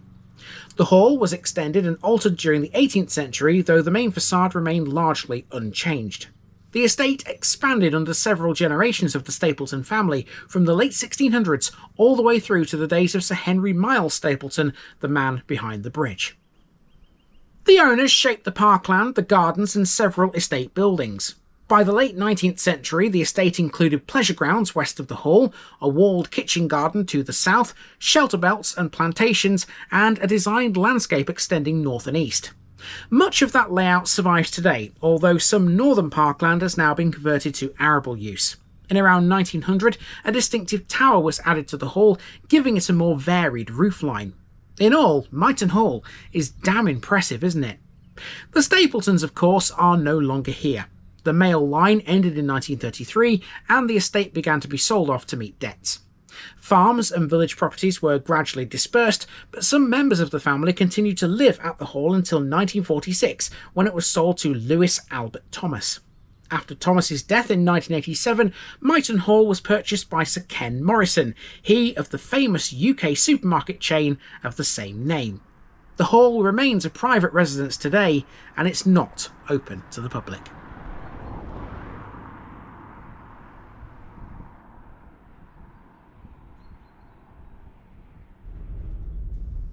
And we come to the end of Myton on Swale, and I did tell you this one had more than you might know. The most dramatic event in Myton's past was undoubtedly that battle. Many died at the river, but they didn't do so in vain. The parish church of St Mary, which has watched over Myton for 700 years, has witnessed so much more than just the battle. The Stapletons shaped this village into what we know today via the construction of the bridge and the establishment of many local buildings. Myton Hall, the church, the bridge, with the battlefield, the old pub and the old school, all form the village we know now. It's a compact one, but it's historically rich, once bloodied by the raiding Scots, happy to destroy all in their path to save Berwick-upon-Tweed from Edward II.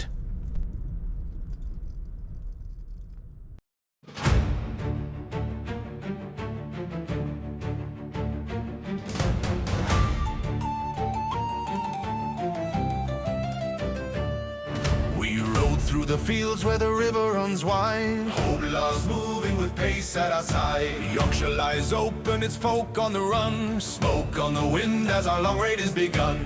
Douglas and Moray have led us this far, past burnt-out farms under pale autumn stars. Word spreads fast that the clerics stand near, robes in the mud, yet they gather with fear. Myton, where the river will roar, where the bridge stands waiting for the coming of war. We'll strike with the strength that our saddle folk bring and break their defense like a snap-through string.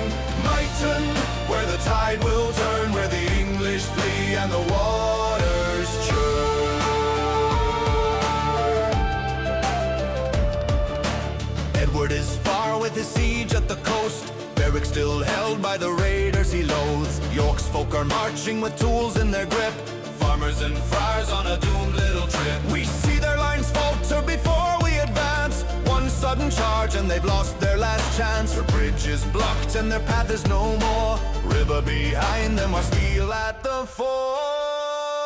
Myton, where the river will roar, where the bridge stands waiting for the coming of war. We'll strike with the strength that our saddle folk bring and break their defense like a snap-through string. Myton, where the tide will turn, where the English flee and the waters churn.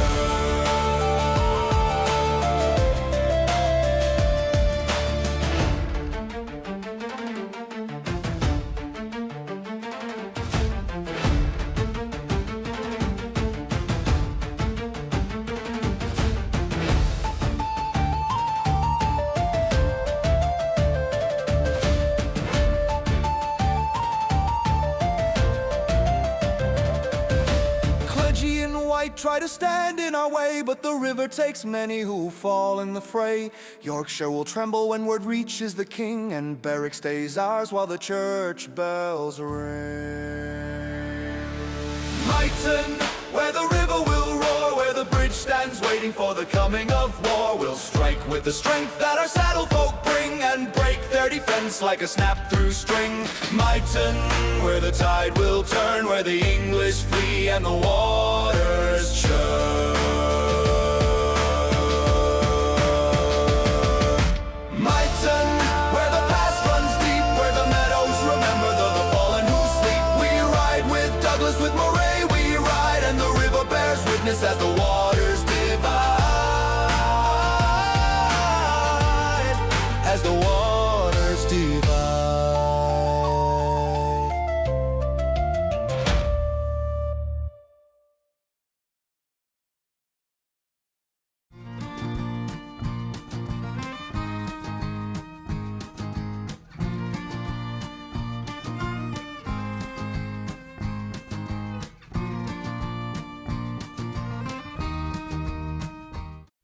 Hello folks, welcome back to Hambleton for the last episode this week. Now, a few months ago, I noticed on a local Facebook group a picture which showed the field you can see behind me in front of a church. And I commented on said picture and I said some great earthworks on show there. And I got a reply to that saying, yes indeed, fabulous earthworks, when are you coming to film them? Well, now is the answer, people. This is Brafferton and Helperby.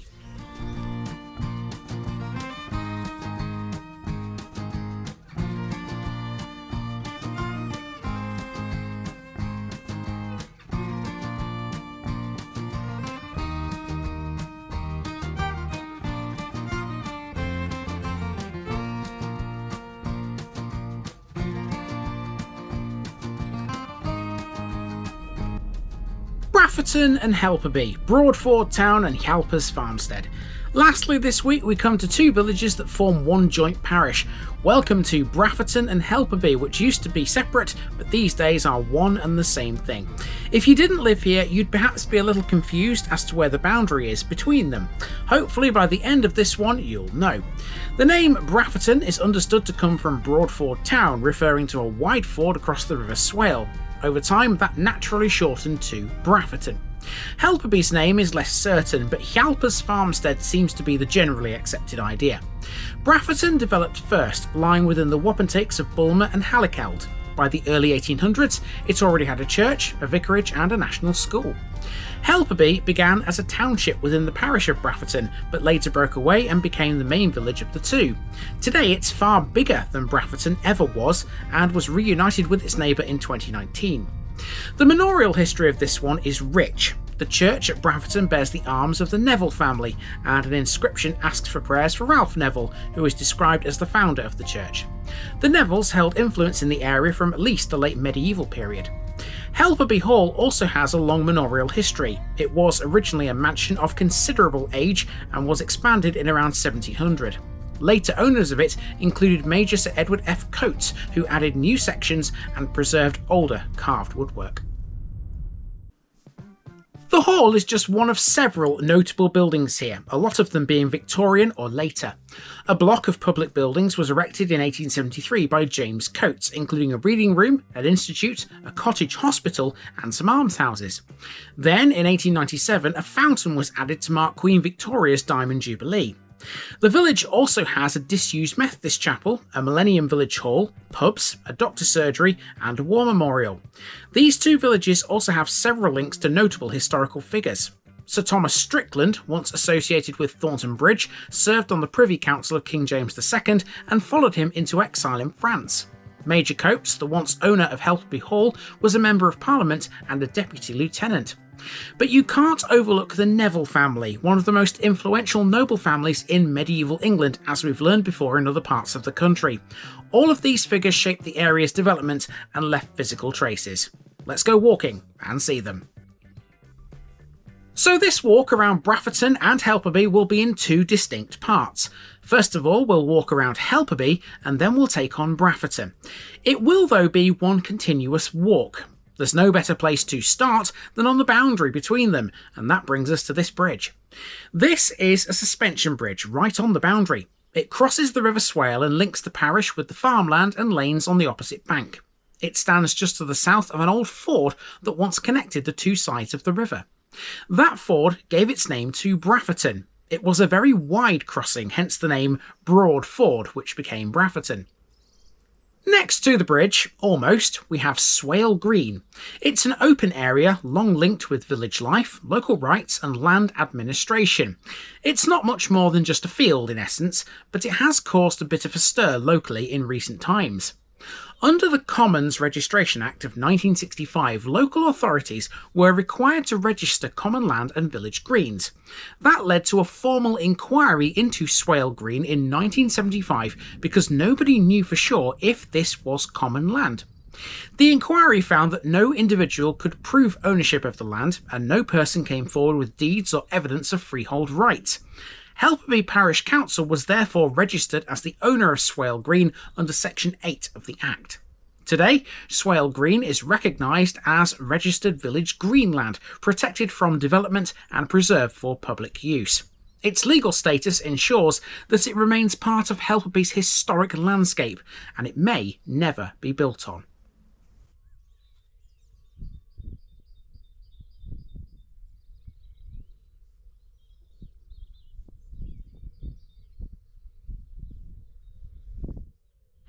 So this is by no means an exact science, but if you do follow this path that runs alongside Swale Green, you kind of are on the boundary between Brafferton and Helperby. The church you can see over there, that belongs to Brafferton, and that we're going to explore second here because we're going to do Helperby first. Now Helperby, generally speaking, is everything to the south of this lane that I'm currently on. So everything over here. Now Helperby is a lot bigger than Brafferton, a heck of a lot bigger, and it's got a lot more things to see as well.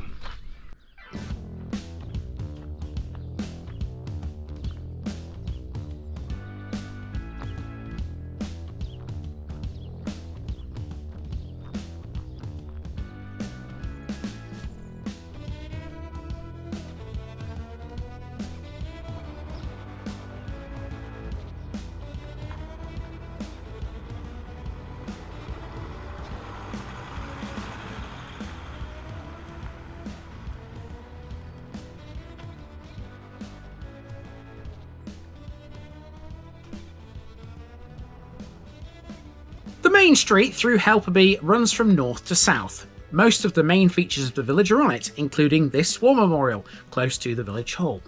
It honours the men from Brafferton and Helperby who died in the First World War and the Second World War. The memorial is a sandstone obelisk set on a plinth with a two-stepped circular base. At the top is a metal cross. A bronze plaque on the plinth carries the names of the fallen. The whole structure is surrounded by iron railings which have required repairs over the years. The memorial was unveiled in 1921, a few years after the end of the First World War. It lists 26 men from the First World War and 7 from the Second. Their names include soldiers from the Royal Artillery, Royal Engineers, Machine Gun Corps and several other units.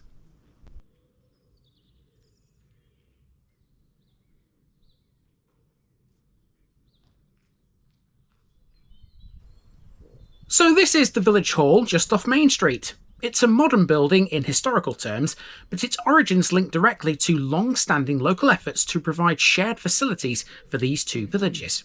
The hall opened in 1999, replacing a collection of earlier meeting spaces.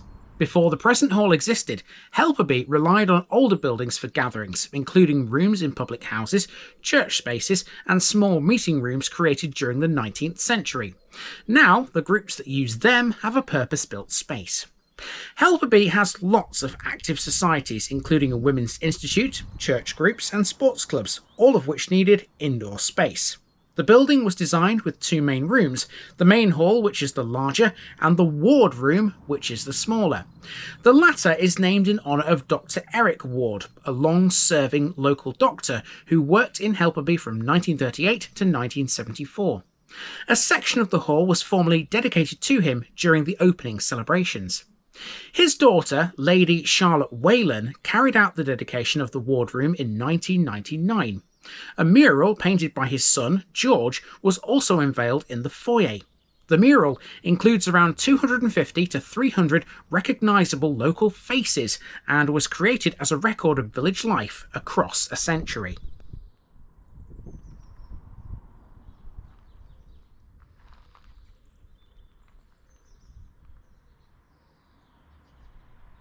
And I'm sure you've noticed it right next to the village hall. It's a prime example of a dovecote here, or pigeon cote if you like. Beautiful, and still in really good condition as well. Obviously not used anymore, but yeah, right next to the hall. Brilliant building. Now that's not the only brilliant building in this place. We're going to see plenty more. In fact, if you come out of the village hall's car park, there's one there, which is quite notable.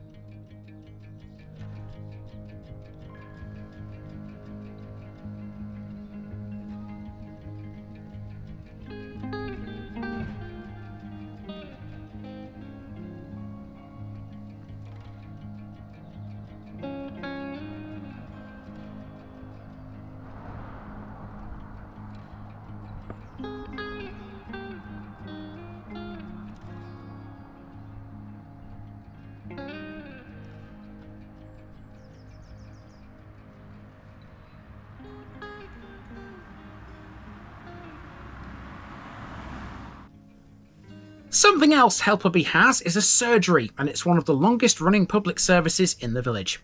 Before a formal surgery existed, medical care in Helperby was provided by travelling doctors or by physicians based in nearby towns such as Easingwold.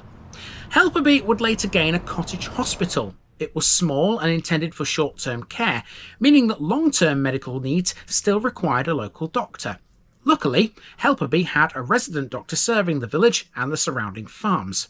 That, of course, was Dr. Ward, who provided general medical care during a period that included the Second World War, the founding of the NHS in 1948, and major changes in rural healthcare. His work helped to link Helperby with wider medical networks in the Easingwold area.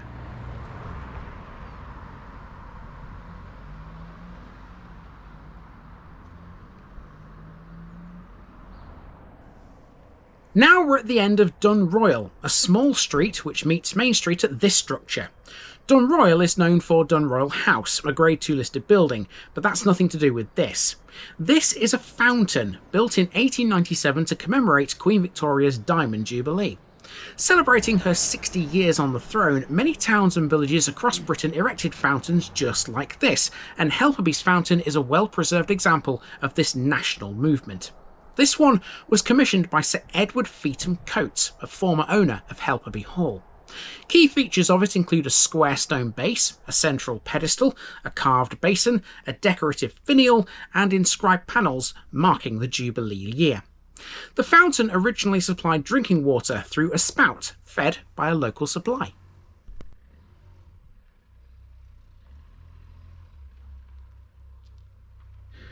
Okay, so near the fountain we have a parish notice board, and it's one of these awful boards that lifts up. I don't like these because it's difficult to actually put the card in. I've actually decided to put this on something else because this fell out when I opened the board. It's to do with a missing person, Robert Rees Hughes. So hopefully my card will attract attention to that as well, because you never know. They might find him now, unless he's already been found, because that's dated 29th of November, so it's quite a few months ago. Okay, anyway, that's Brafferton and Helperby sorted out with a card. I just want to point out two more things while I'm here, to do with the fountain and with the surgery actually, which are both there. Now, on the other side of the road, you have this big house here. That's the doctor's house, so I'm assuming that's where Dr. Ward lived at one time. And then next door to that, you have this little building here. Now that used to be a shop. It's called Old Fountain Stores.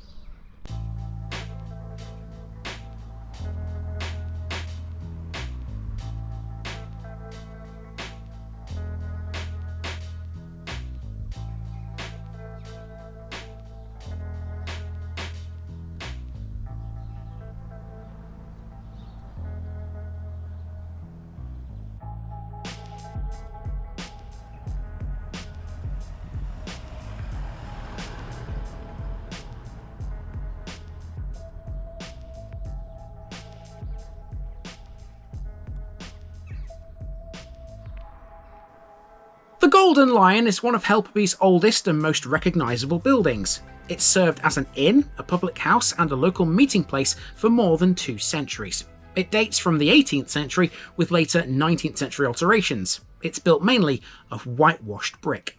It's also Grade 2 listed and gained that status in 1980 with amendments in 1997. The building originally included both a public house and the Old Fountain Stores, a shop attached to the northern end of the structure. Throughout the 20th century, the Golden Lion continued to operate as a village inn. However, in September 2024, the pub closed following the death of the landlord. This closure prompted a major local effort to save the building from being sold to external buyers. By March 2025, a working group had formed to purchase the pub and reopen it as a community-owned asset. The group registered as a Community Benefit Society, or CBS, and launched a share prospectus to raise funds.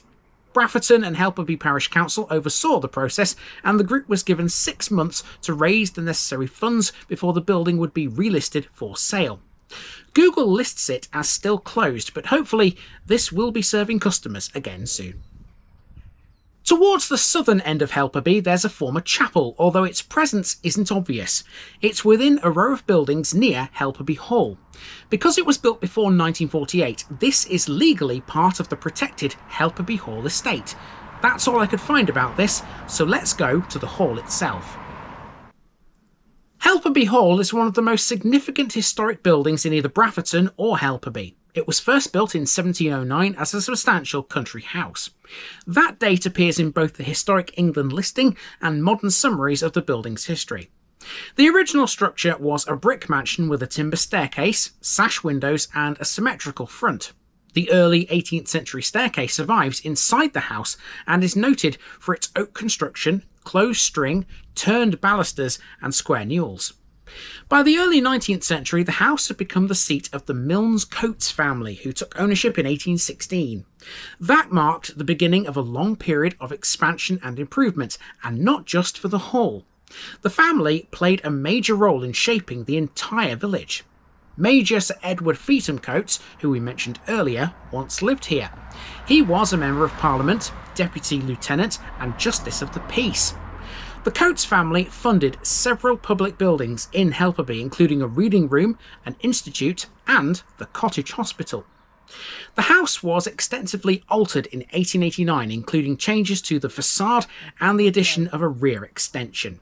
These works gave the building its current U-shaped plan of 6 bays. The facade was rebuilt in mainly reddish-brown brick.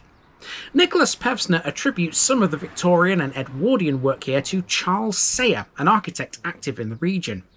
The early 20th century saw further major additions, including a northern range in 1914, featuring a Dutch gable and a square tower with a cupola.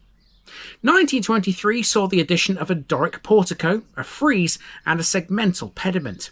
This entrance wing is flanked by turrets with onion domes, giving the house one of its most distinctive architectural features. In 2021, the gardens of Helperby Hall were replanted and opened as Helperby Walled Garden, which is primarily a wedding venue.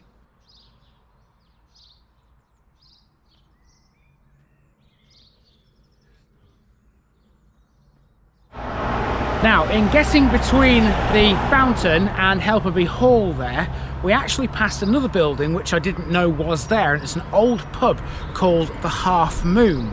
Now, there are plenty of other old pubs around this village. I do know of another one which I'll show you later. There was even one on this next street. This is Back Lane. Now, the pub in question, I know where it was sort of located, but I have no idea if the building is still there. Let's find out.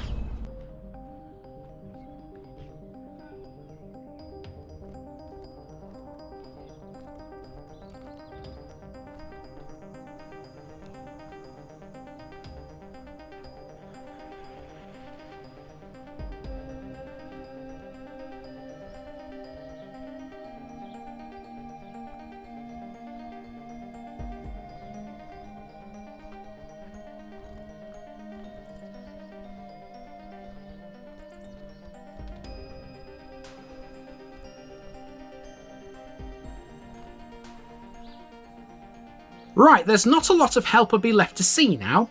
On Back Lane, we're heading back north, and here we can see a house called Old Star Cottage. Now, on the old maps at the start of this video, there's an inn marked here, which I think was this very house at one point. I can't confirm that though. Searches for anything pub related on Back Lane yielded nothing, and although Old Star Cottage is a Grade 2 listed house dating from the 18th century, nothing in its listing suggests it was once a pub. So where was that inn? Was this it, or was it another building close by? If you know, tell me down below. There's no such issue with the oak tree. This is still within Helperby, but only just. It's on Raskelf Road, which forms part of the boundary between Helperby and Brafferton. Today, the oak tree is known as a modern country inn with food, accommodation and event facilities. Its site has a longer history though. Its position on the road towards Raskelf is significant too. It stands on a long used route between Helperby, Easingwold and Borough Bridge. The Oak Tree Inn, as it exists today, is part of the Provenance Collection, a group of Yorkshire hospitality venues. The inn was extensively rebuilt and modernised, creating a new dining room with oak and glass doors, a redesigned bar area and a courtyard. The redevelopment also added 6 ensuite bedrooms, each individually designed. The Oak Tree Inn is known for its emphasis on Yorkshire produce, including meat, vegetables and game sourced from regional suppliers. This approach is part of the Provenance Collection's wider philosophy. Basically, the idea is to shorten supply chains.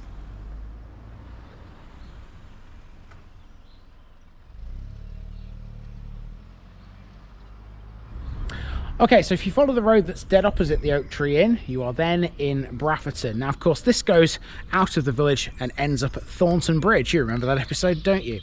Well, we're not going that far. We have this village to look at next. So, the next thing on our list is just up here on the right-hand side. It's Brafferton Manor, which has a connection to America. Now we're in Brafferton, which is far older than Helperby, but is now much smaller than its parochial counterpart. This here is Brafferton Manor House, one of the most important residences in the entire village. During the medieval period, the manor was held by the Duller River family, who controlled both the land and the church patronage until 1226.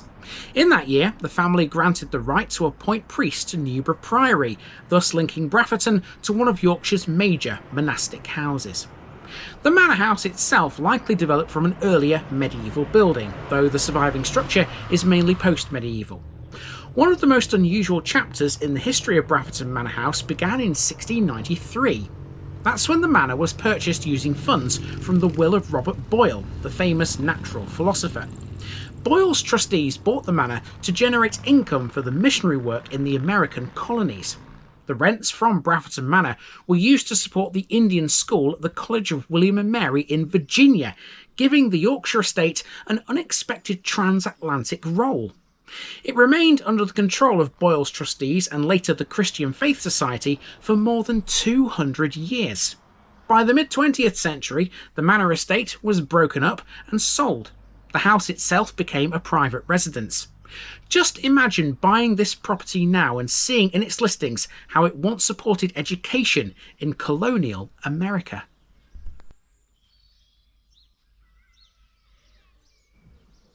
St Peter's School is next. This stands beside St Peter's Church, so the name of it is pretty obvious.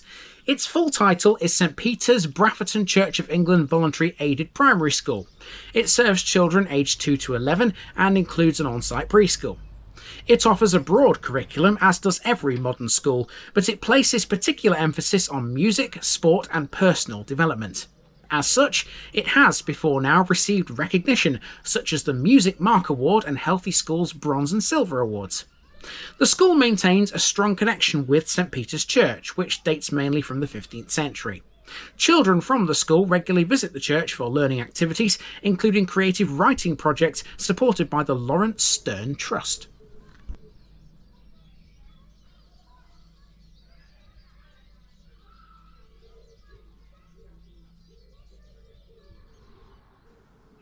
Before we have a look at the church, we must discuss this street. This is Brafferton Hall Gardens, which stands on part of the site of the former gardens linked to Brafferton Hall.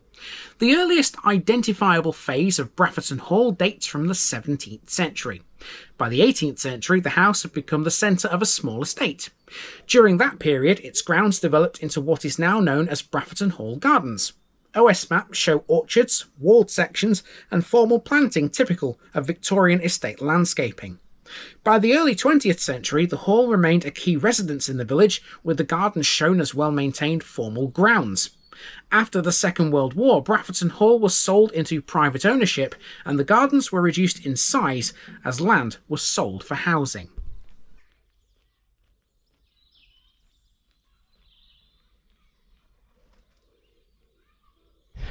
Okay, so Brafferton's church is the last thing to see on this walk, but just before we get to that, remember earlier I did say there's another old pub which is on this route, and this is where it is, right on the bend here, where the road comes up from Myton-on-Swale and then bends around towards Thornton Bridge that way.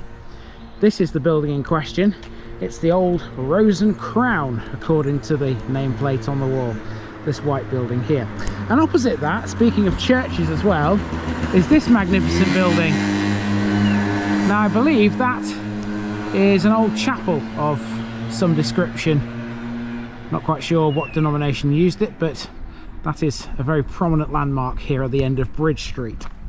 And down Bridge Street we go, because the church, as we know, is down here.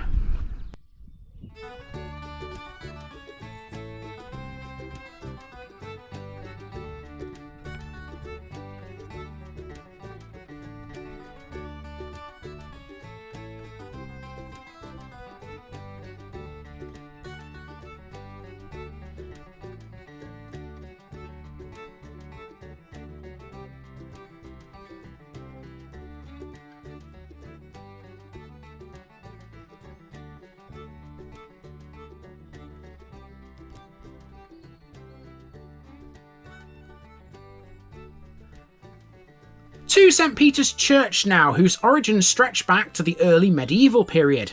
Much of that medieval church was rebuilt in the 14th and 15th centuries, and several features from this period survive today. The best example of a medieval element still visible is the south doorway, decorated with the arms of the Neville family, one of the most influential noble families in northern England. The inscription asks for prayers for Ralph Neville, identifying him as a founder or benefactor of this very church. The Nevilles held lots of land in the area, including Thornton Bridge, which we covered a few weeks ago now, and their involvement suggests that St Peter's was an important local church during the later Middle Ages.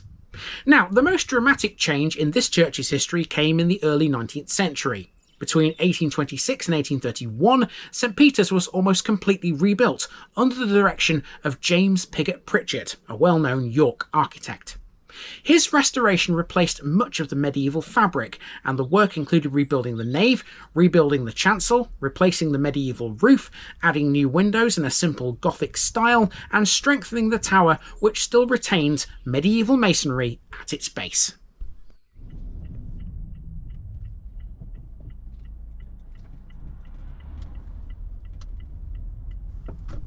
Out of the village now, we have a handful of landmarks which sit in the countryside between Brafferton and the route of the East Coast Main Line. Fittingly, the first of those is the site of Brafferton Railway Station. Brafferton Railway Station served Brafferton and Helperby from 1847 to 1964 on the Pillmore, Boroughbridge and Knaresborough Railway. It closed to passengers in 1950 and to goods traffic in 1964. The station was initially opened with 2 platforms, but as traffic did not warrant both, the platform on the northern side was removed soon after opening. The station had goods sidings at either side of the line, and at the eastern end there was a 2-road coal depot. Brafferton could handle most goods traffic, but did not have a permanent crane to load or offload goods. With the line being fairly agricultural, most of the traffic through and at the station was agricultural in nature, either livestock or vegetables. However, the military used the line in the First World War in order to access a depot near Myton-on-Swale, and in the Second World War, after the former RAF Helperby airbase was turned into an ammunition dump, an Air Ministry siding was in use until 1956, More on that shortly. The station buildings survived for some years but were eventually demolished. Today, nothing remains on the site except traces of the old platform embankments. The rest of the site has become a fishery. Brafferton Carp Fishery was created in the late 20th century when former agricultural land was converted into managed lakes. The fishery grew in popularity during the 1990s and 2000s, becoming a well-known venue for anglers in North Yorkshire. It contains multiple lakes, each designed for different styles of angling. Stocking records show regular introductions of carp, tench, bream and roach. The lakes are man-made, with controlled depths and reed margins to support fish health and spawning. Now, RAF Helperby was often referred to as RAF Brafferton in wartime documents. It was located just to the east of the modern carp fishery. Although it never operated as a flying station, it played an important role in Britain's air defence during the Second World War. Its history is tied to the development of radar, the expansion of the RAF's ground infrastructure, and the organisation of fighter command. It was established shortly after the outbreak of the Second World War and was not designed for any aircraft. Instead, it served as a ground support site. Its location, on flat farmland north of York, made it suitable for radio equipment, storage and dispersed accommodation. Essentially, it was a satellite site supporting other nearby operational airfields. Namely, they were RAF Linton-on-Ouse, RAF Dishforth, RAF Topcliffe and RAF Dalton. Several wartime signals units were based in the area, and Helperby is listed in Air Ministry documents as a signals and radio site. The station housed RAF personnel in Nissen huts and temporary buildings. After the war ended in 1945, RAF Helperby remained under Air Ministry control for several years, serving as a place of storage for ammunition, hence why the railway siding remained active into the mid-1950s. By the mid-1950s, though, most of its buildings had been removed or sold. Concrete bases and access roads remained visible on OS maps into the 1960s, but today RAF Helperby has almost entirely disappeared from the landscape. Sections of perimeter track, foundations of technical buildings and earthworks marking former storage areas are all that are left. The site is not marked by any official memorial, but it is well documented in local wartime histories and RAF station lists.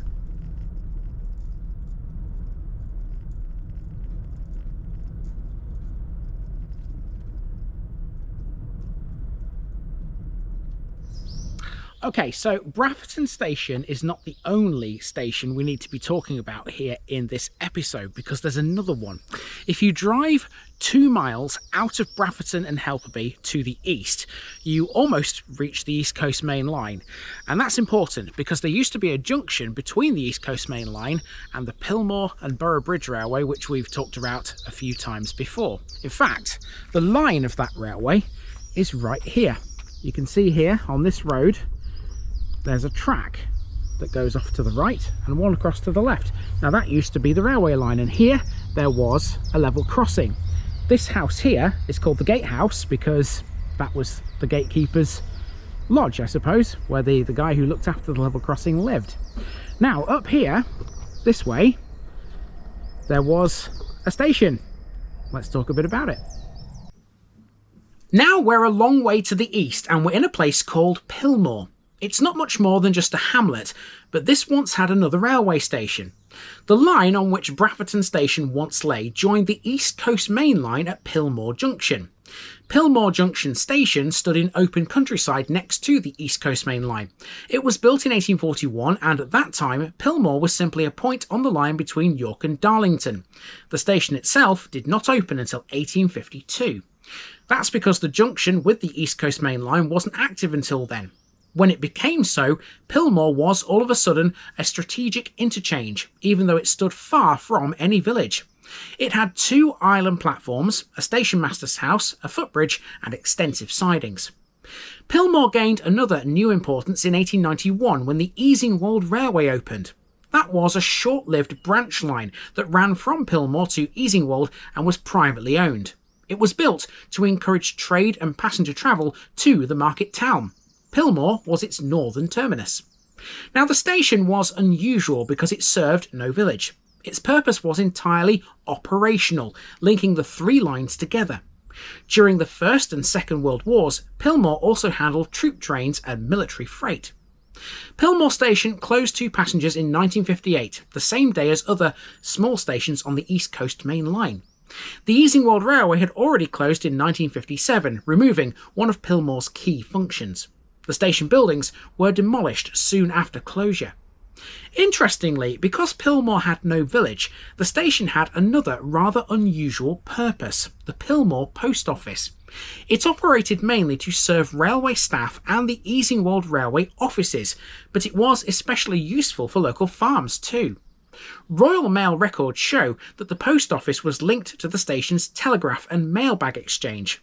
Mail was often transferred directly from passing trains, a common practice at remote junctions just like this. The post office closed soon after the station's closure. If you look on old maps of Pillmore, you'll note there was once a church here. This is where it stood, where these trees are now. It was called St Andrew's Mission Church, and it served the scattered rural population and railway workers during a period when Pillmore was far more active. St Andrew's Mission Church was established as a small mission outpost of the parish of Brafferton with Pillmore. Mission churches were often built in rural areas where the main parish church was too far away for regular attendance. Being close to the railway lines, St Andrews was accessible to workers at Pillmore Junction Station and to the very few families living in the surrounding farmland. It was a small timber and corrugated iron building, or a tin tabernacle, if you will. The decline of the church followed the decline of Pillmore Junction Station.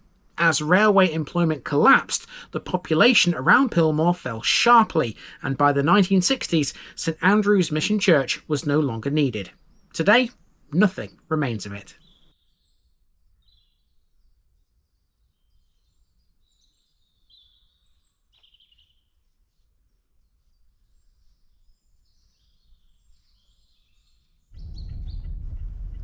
And finally, we're driving down into what remains of the rest of Pillmore, towards primarily Pillmore Grange. Although the area is now quiet farmland, Pillmore once had a surprising amount of activity due to that railway junction. Pillmore Grange developed within that landscape. The Grange was in existence by the 1850s, suggesting it was part of a mid-Victorian agricultural improvement scheme. The name Grange usually indicates a farm with monastic origins, but in this case there's no evidence of a medieval ownership by a priory. Pillmore Grange stood close enough to the railway junction to benefit from improved transport. Agricultural goods from the Grange could be moved easily to markets in York, Darlington and Boroughbridge. Railway staff also lived in the scattered cottages nearby. That's it for this one, folks. The area formed by Helperby, Brafferton and Pillmore holds an unusually dense concentration of historic sites, each shaped by a different phase of North Yorkshire's past. Agriculture, religion, transport and war have all had influences here. Helperby contains some of the oldest surviving buildings in the district, with links to the Milnes-Coates family and a long record of architectural change. Brafferton's history is anchored by St Peter's Church and its medieval Neville doorway, which is a thing of beauty, by the way. And surprisingly, Pillmore Junction was one of the most complex rural railway junctions in the region, featuring a small post office and aiding the existence of the short-lived St Andrew's Mission Church. Across it all, there's a tightly connected network of people calling it home.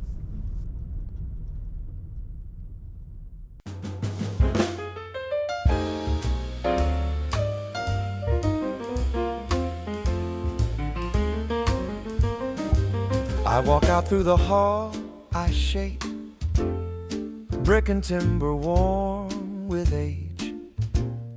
Reading rooms I raise for neighbors, old carved oak along each stage.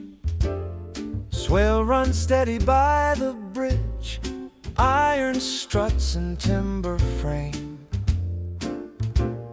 Broadford's mark still guides this place, though the river never stays the same.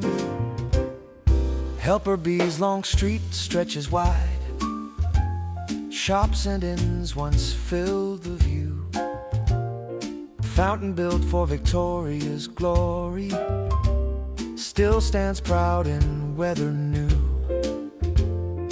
Ward's good work lives in the hall, faces painted, village known.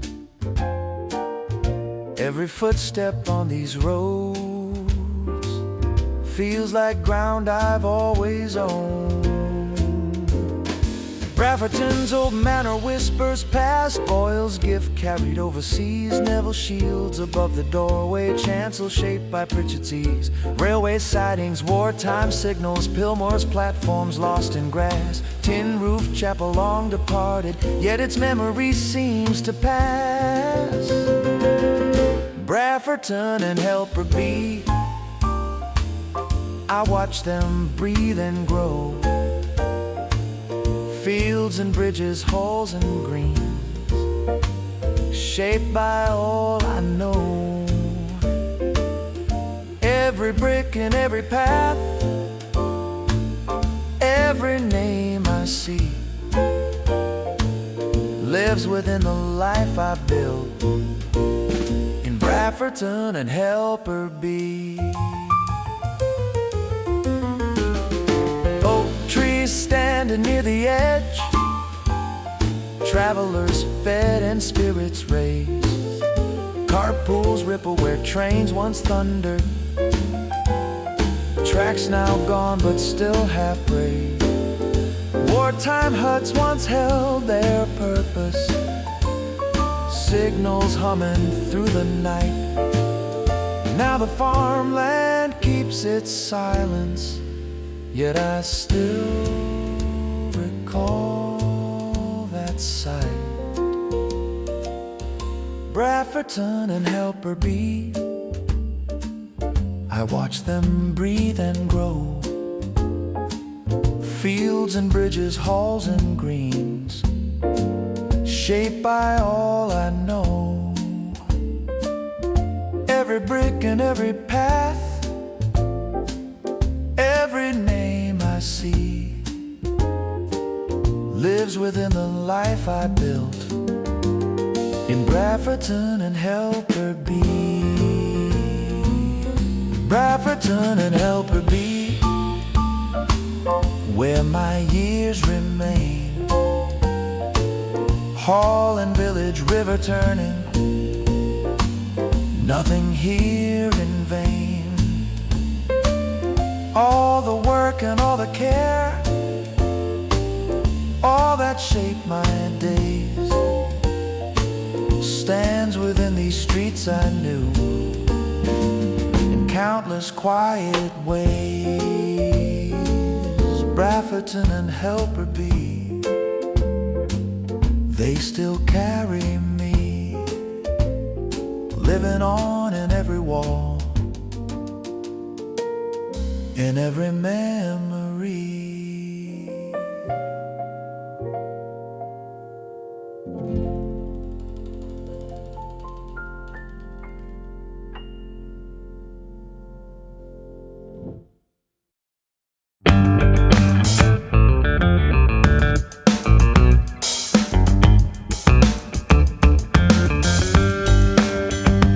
Now, just before I go, remember, this video is part of a huge project to visit every civil parish in England. That's more than 10,000. These routes are pre-planned, and due to time constraints, I can't cover every detail or walk down every street. Please don't complain if this video missed something out. I pronounce names how I choose to. I am very aware that local dialect may vary, and I don't take kindly to criticism about this. You've been warned. It's impossible to know everything too. If this video was terrible, make your own. If you're a regular watcher of The Village Idiot, you're not the only one. If you've got a small business, why not use my videos to advertise it? Leave a comment below if you're interested. And finally, thanks for watching this episode, everybody. Give us a like and a subscribe if you've enjoyed this episode, and share it with your friends and relatives. It all helps to keep this mission going. Until next time, I've been Andy, also known as The Village Idiot, and I'm out.